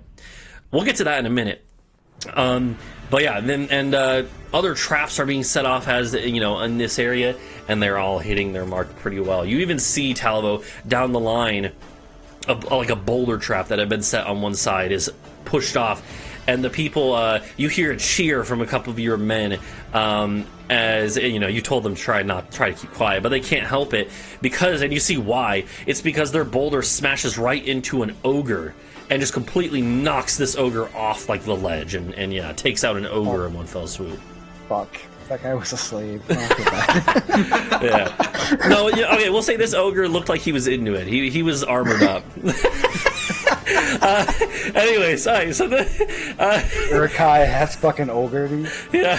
So, Yeah. And you guys up on the castle can actually also see a little bit of this going on. So clearly, Talvo's side of this attack is going pretty well. There's one other thing that's going to happen before we get into the next round here, which is that looking down again, Ela has finished kind of regaining control of the situation. That took her the first round to do. And now she has leapt off the edge of the War Badger. And what you see her do, she literally takes her hands and goes, puts them into the ground. Just like grabs the ground and just goes, you hear cracking of rock. And she just makes a boulder out of the ground, like grabs a boulder, like a 6 foot wide, 8 foot wide even diameter boulder, massive, like weighs probably, 2 tons. And she just holds it up and hands it to Hund, your undead brother, Hingwis. Hund clearly has been told what to do, and he holds it for her, like tees it up for her, and she literally goes, boom! And it does not make any physical sense that she should be able to do this, but this boulder starts hurtling towards the castle. And it will hit. Well, actually, let's see how well it hits, though. It will hit because you guys are still close enough for it to hit. But let's see how. Actually, I gotta go look at her strength check. Actually, I can just roll her. I can just roll. Here's the thing. Remember what she wished for? To have the power to get what she wanted or something? To have the power to defeat you guys, basically. Oh. She knew you had a flying castle. She has tools to deal with the flying castle, and this is one of them. As a massive, like basically a catapult-sized boulder, if not bigger, hits the side of the castle. Let's see how well it hits. It will be an athletics check for her. She has a fairly normal athletics roll. She has a plus 22 to athletics, totally normal stuff. Really. As this boulder comes up, a 34 is enough where it actually is. It's on target enough. That's the thing. She's still not super accurate with this, but just by chance, it hits like the side of the wall. This lower part of the wall, to be fair, but it does hit part of your castle's wall and just completely rips a hole in it. Damn. And just leaves a dent in like the island that the castle's on too, on that side. And the whole castle shakes violently. We'll say it hits like this. I say we land the castle on her head. Yeah, it creates a big old hole in the castle there. Yeah, Helios, this is right next to you. You're like, oh fuck. Yeah, I just landed here. Guys, You know what? I'm going to be mean, actually. Helios, I need you to make dodging another it. acrobatics check to see if you keep your grip. Okay, that's fine. That's more Okay. than enough, yeah. I was hoping to be like one higher. Yeah, no, so that happens, and now we get back to the Griffins. By the way, we are a little over our normal time. We'll probably do this round and then maybe wrap up, depending on how it's going. We might have to just continue next time, but we'll at least go through this round, see what happens. The Griffins will go. What are they gonna do?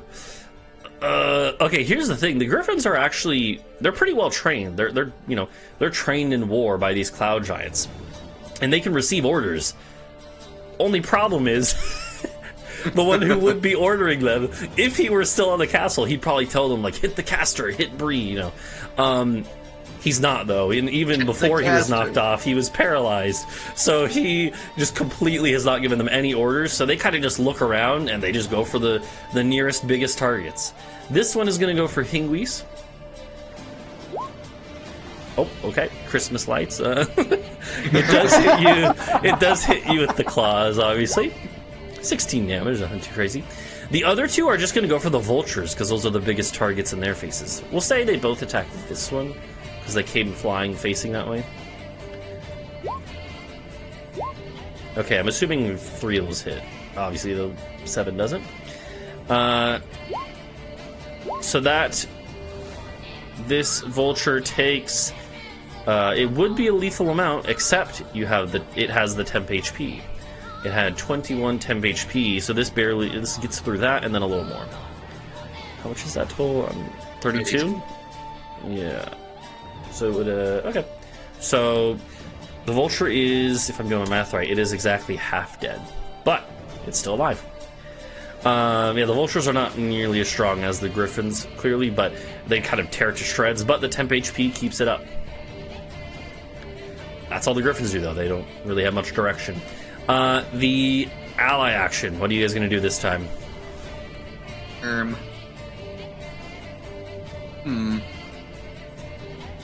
Could I get, yeah, I can hear you now. Okay. So will this ally action override the whole person? No. None of that. You can't, so poetry has this thing, you can't use the same one twice in a row. Yeah. And so, even if we could use Mohi right now, why would we? Yeah. It'll stay okay. until he does, like, another spell, basically. For you guys. I was thinking we get, like, Cog to, maybe shove this giant off. Or, I guess he can't do that, but hit him, Because Cog is going to be up here with all the Order who are all throwing spells down, and so I figure he can take a detour. Or, you know what? That we could have the guys manning this ballista turn it and just point blank shoot it at him. Also true. What do you guys think? I like that, but I feel like the people who are at the ballista probably aren't right now. Otherwise, Hey, you what would if have Rousing raw enough shit out of speech, them. They'll be in. That's true. So what do you, we could also have Rockio cast a 5th level sorcerer spell. What are we thinking? Level, say.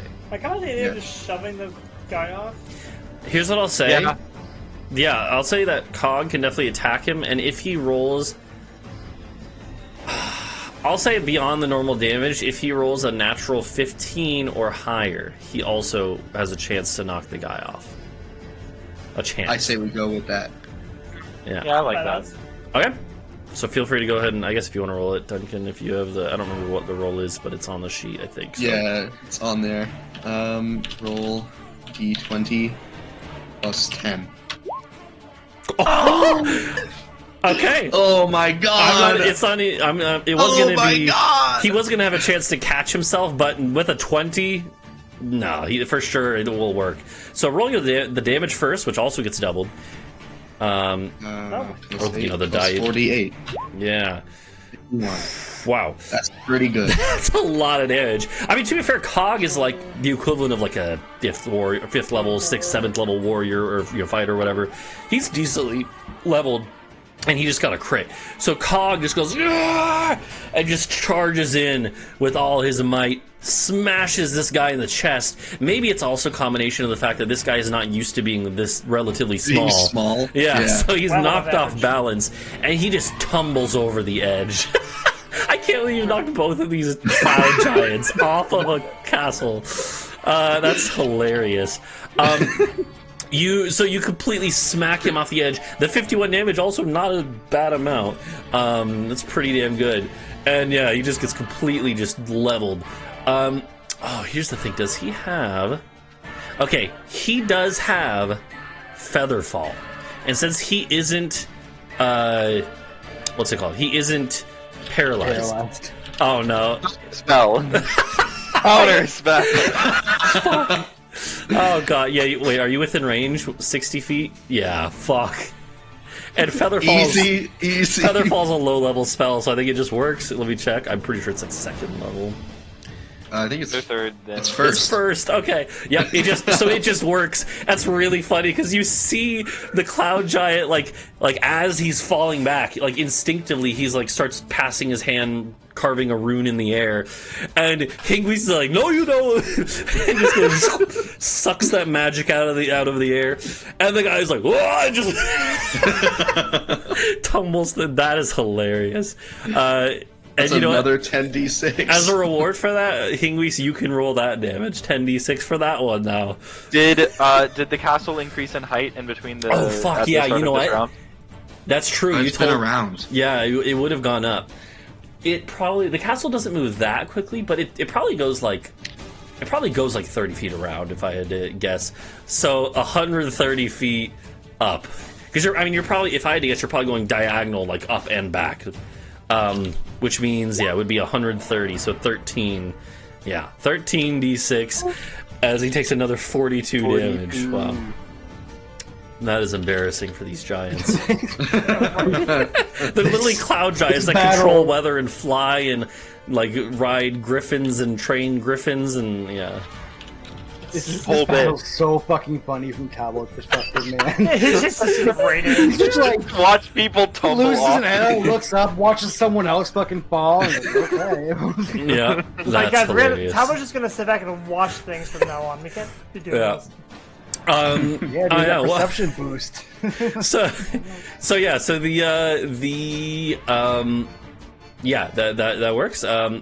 That is Cog's ally action. It's now onto this cloud giant who is still paralyzed. His turn will pass without anything else happening to him, but he will then have a chance to... Come on, please. Bro. He has a +7. It's not even that bad. Like, he's like a 50-50 roughly. No, is it literally 50? Yeah, because he said 17. So, but no, he just sucks. Hingwis, your turn. Where's my cursor? There it is. Fuck it. You know what? Griffin in front of me yet again. I don't think I have any spells that I can cast right now. Hang on. Let me glance over this sheet real quick. Mm-hmm. You require concentration, I'm assuming? No, you don't. Alright, yeah, fuck it. I'm gonna cast Mirror Image of myself. Oh god. You said not? Cause I don't even remember what that one does, though, honestly. So... Here, let me just, like, throw it in the chat. Yeah. Okay, or I guess I fail miserably. What the fuck? Oh, here we go. It's not concentration, what the heck? No, That's it crazy. absolutely should be. At a second level? Wow. Yeah, you could use... Okay, so you basically, create illusory doppelgangers, essentially. They move you and mimic you. Each time a creature targets you with an attack, they have a chance of... Yeah, okay. They have a chance of basically hitting your duplicates. Then they also have AC, and then if an attack hits, then it will destroy them, though. Okay. Got it. Okay. So I'm going to use Quicken Spell to cast that as a bonus action, and then I'm going to swing with the axe. Absolutely, yeah. Yeah, so just remind me if they attack you, which they probably will, then remind me of that, but yeah. Okay, I will write it in my notes because I know this is the last yeah, exactly, round. Yeah. Okay, roll your attack and see if you can... No, put 3 more Hingwises up there. No, please, God. I think it actually states that they're all on the same tile as me, so this just they're like kind of like phasing... Worming around. Yeah, they're like phasing next to you, like, you know. Okay, absolutely a hit. Yeah, like I said, you're always going to hit that's the one on a Griffin unless it's a 1, so... Go ahead and roll the damage. Okay. 23. Plus 16 on each, so it doesn't matter which I do for the roll to hit. Yeah. That's fair. But yeah, 23. Yeah. I mean, wait. Oh yeah. Alright. Sure. Yeah. Okay. Yeah, that will then hit this thing. This one is wounded. It's physically wounded, but it's not dead. Yo. The Griffins are fairly tanky. Helios, you're hanging on the edge. Yeah. Glory. I'm gonna hop in the back of a griffin and ride it. Let's see. So I'm like 10 feet below this guy, right? Well, no, he fell down, so he's. Oh. He so was I'm 10 him feet now. above you. Now he's like 120 Does that feet give me an below opportunity you. of attack as he falls past me? No, because he didn't. Can I cause stick out my it. sword and just... No. Okay. My entire plan... I forgot that he fell. So is there like layers where like... I'm like, this is below... Yeah, this is like 10 feet below this part. Okay. Like, basically, the whole wall here is like 20 feet above the courtyard. And this is like only like 10 feet above this small courtyard, so... Okay. Is this guy going down to the ground? Like, how far down? He's literally 120 feet below you. Okay. So it's probably not a problem. I think you should pull yourself up first. Yeah. Yeah, you're still hanging off the edge. I guess I'll use the movement to get back up to here. I'd say that takes like half your movement. Yeah. Okay, yeah. If you want to clamber up all the way there, because you'd have to like... There probably is a ladder set up there. So I would say that takes like 25 feet. So you have 5 feet left. Okay. I use it to give it out a high five. Okay. Nice. Damn. Then... This is a good question. Mm-hmm. After this one, I think we're gonna be. We should put up some safety railings up there, guys.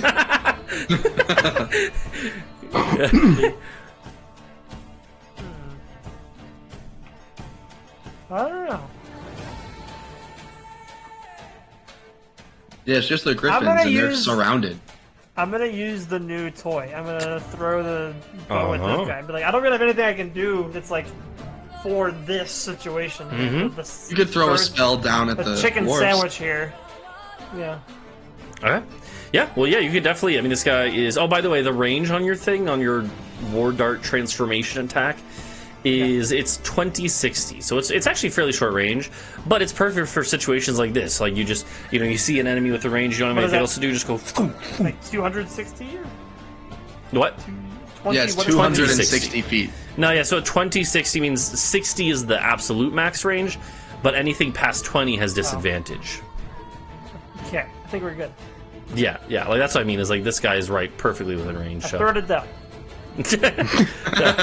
Yeah. It bounces So it off. should be. I did add it to your Yeah. sheet, right? So it should be good to just. Yeah. Okay. Yeah, and like I said, recalling it is also no. part of it too. So maybe I should say on a 10, you accidentally overthrow it, goes flying off the castle. It's like, No. oh, Like I said, Yeah. it still calls back anyway. So, but yeah, you missed terribly, unfortunately. Well, and this is your first you time lucky using it. in right next to combat. Adau. Adau, watch. Does he know that I like it transforms? Did he just see me like throw? Oh, yeah, I guess no the one's bow that I seen usually this. have. Yeah, this is probably the first time anyone's seen this. So, like, Hingwis and Adau, you're perfectly right there, and you see, you're like, what is he doing? Because he grabs this bow, like a bow for a viol, and just chucks it, but mid-flight, it turns into, like, a legit war dart, and just starts soaring, and then it hits the wall underneath it, and does So nothing. You have the Maybe I triumph don't of, have like, an- the or light maybe- shines through the clouds, the music swells, and then boom. Yeah, the Record way scratch. I think of this is he forgot to say the command word, so he just throws the bow and it just hits. It that's just like pretty funny. blinks against the wall. Yeah. Respect. He's like, oh, shit, yeah. Yeah. Do you do anything else, Helios? Is that about it? I think I'm gonna use my other 5 feet of movement to back away and chain. Okay. Yeah, you clamber up on, like, the raised part here. Okay. Yeah, I'll just like sit the next to Adau, like so. I'll go. Yeah. Alright. The Griffins that got knocked down. They actually, so they spent last turn recovering. This turn, they will fly back up. Well, Aren't they still hypnotized? oh shit. No, that No, they drops took when they damage. take damage. Oh yeah, that's right. That was the Okay. whole yeah, point. Was yeah. just to like knock and like maybe they'll Yeah, fall yeah. further, but either way they'll True. just get knocked. I think that here's the thing. They actually won't come up because they see the one their trainer is right here, at their level now. He's down on the ground with them. They're like, "Why are you here?" In their little heads, they're like, "What?" I'm like, Are you coming, Robin? So they're actually gonna fly over to him, and he probably orders them to. He's like, come over here." So they group up on him. That's all they do. It's actually his turn. What you actually see probably is that he basically gets picked up by two of them, because he does have the ability to, like, cast a fly spell, but that's what it was. He already used it once, and like they have limited amounts of stuff like that. So he gets picked up by his griffins, and they will be airlifting him up. The vultures get to go. So Britsha, what is Bree going to order the vultures to do? I'm assuming they're just going to attack the griffins. That's the only thing there, really. But You attack griffins and giants. Okay. For now, it's just the griffins. okay, feel free to roll them up. So it'd be these two are flanking this one, right? So So firstly, they have this pack tactic. oh shit, that's huge. Okay, wow. Oh yeah. Wow. So they all have advantage. Is it? Oh, so would it? Does it? So allies be would be advantage us as plus well 2. then. No, it's Yeah, only it's for us, right? Oh yeah, from you, but like it doesn't give you advantage. It's just they have an advantage on their attacks. Yeah, But- like we count as allies for them. Yeah, exactly. Yeah, and so they're Okay. all going to be affected. Yeah. Mm-hmm. Okay, cool. And then it's multi-attack, so I get a beak and talon. Okay. So then let's start with this one, which is going to be these two, right? So, Yeah. okay, do it up. Whew, okay, nice. Those are Good both start. hits. Okay, and then Like the dice like us today. let's see, a 12. 12 is still a hit too. So those are all four Wow. hits. They have 10 AC? They have 12. The Oh. thingies do. The griffins. They're not that. They don't have their armor or anything. Actually, Yeah, these ones fair. might, but it would with flanking it still wouldn't. It would still hit. They wouldn't have enough to make a difference. Okay, that's 23, 32. Yeah, 32 on that one means it's visibly wounded already.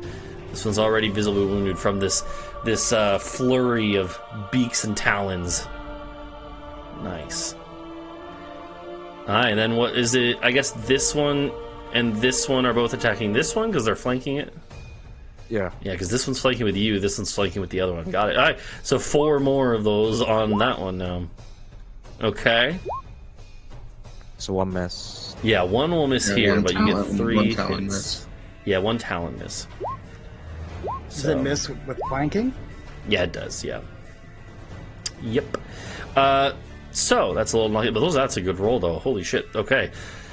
Yeah, 28 to that one. That one is now... Actually, yes, technically not visible, but it's close. So yeah, in a flurry of blows, these griffins get shredded up. Alright, good stuff. And assuming there's nothing else, it's your turn now, Britsha. What is Bree gonna do?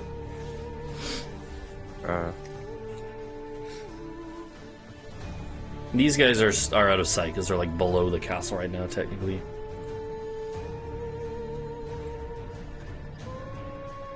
So it's really just, and this guy's also below, so.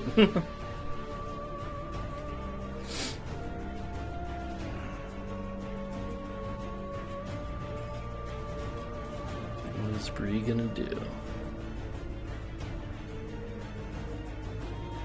If I'm concentrating on something, can I spend time trying to cast a spell for a minute? I think so. I'm pretty sure it just would only, like, another concentration spell, you mean? No, just a spell that takes Oh. a minute to cast. Yeah, that's fine. Yeah. The That only doesn't thing is a work. minute No. is 10 rounds, so you would be out of combat for 10 rounds. Might be Okay. over by then. It might be over there then anyways, yeah, so it's up to you. Can I try This to combat geas will probably this be griffin? Try to what? Geas that griffin? Yeah? You can. I mean, but I can bring Okay. it back from the dead after the fighting, and then we can have it tied up, and you can do that. Okay. Yeah, that Because one's right almost now- dead, I will say, so. Yeah. Peter. Oh, I That's don't a know good what to do idea. that. Okay.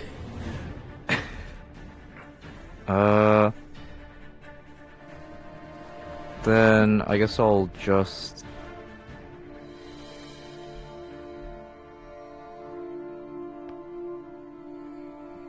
I'll just do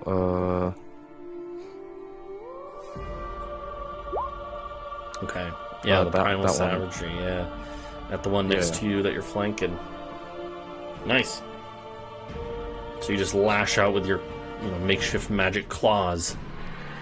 Okay, that is a hit because it's flanking and it's already not that. It was already a hit without that even.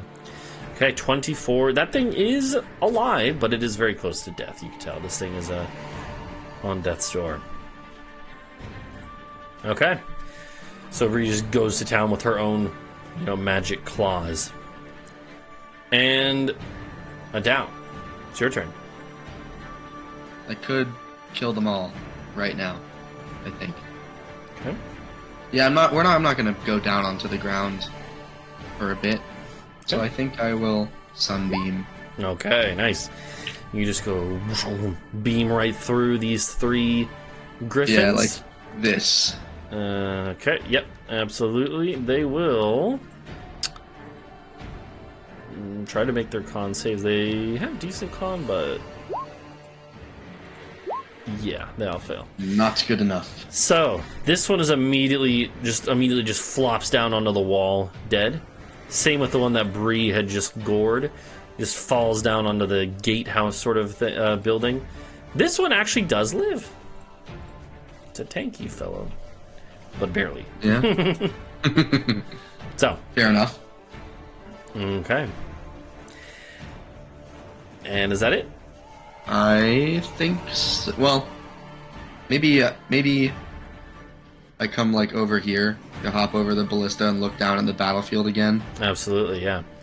Well, yeah, and that's a perfect thing to wrap up with, because we will, I think, pause here at the start of this next round with Adau surveying the battlefield below.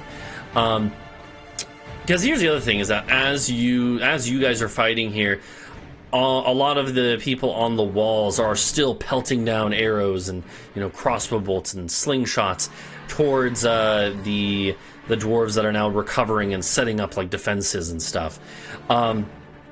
You take all this in and you see that Ela is reaching out to grab another boulder from the ground, literally just rip a chunk of earth up again. But the castle is rising up pretty quickly now, and so soon you will be out of range of Ela's, punched boulders. You do notice, however, that also at this point, a few of the other, there are some other people that have started to kind of get going. So, for instance, the court mage of Kaupadal, he is also kind of he's kind of dusting himself off. It looks like he got hit pretty bad by the firestorm, but he's more than high enough level to survive it. And so he's also preparing to start using his magics to help too.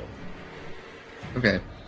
Can I see the front, like the front of the column, like where Talvo was? Yeah, I would say you can, and you can tell that there is.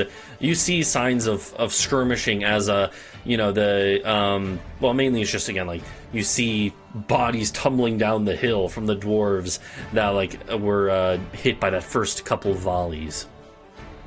You can tell it's going pretty well there. All right. Adau is satisfied. Okay.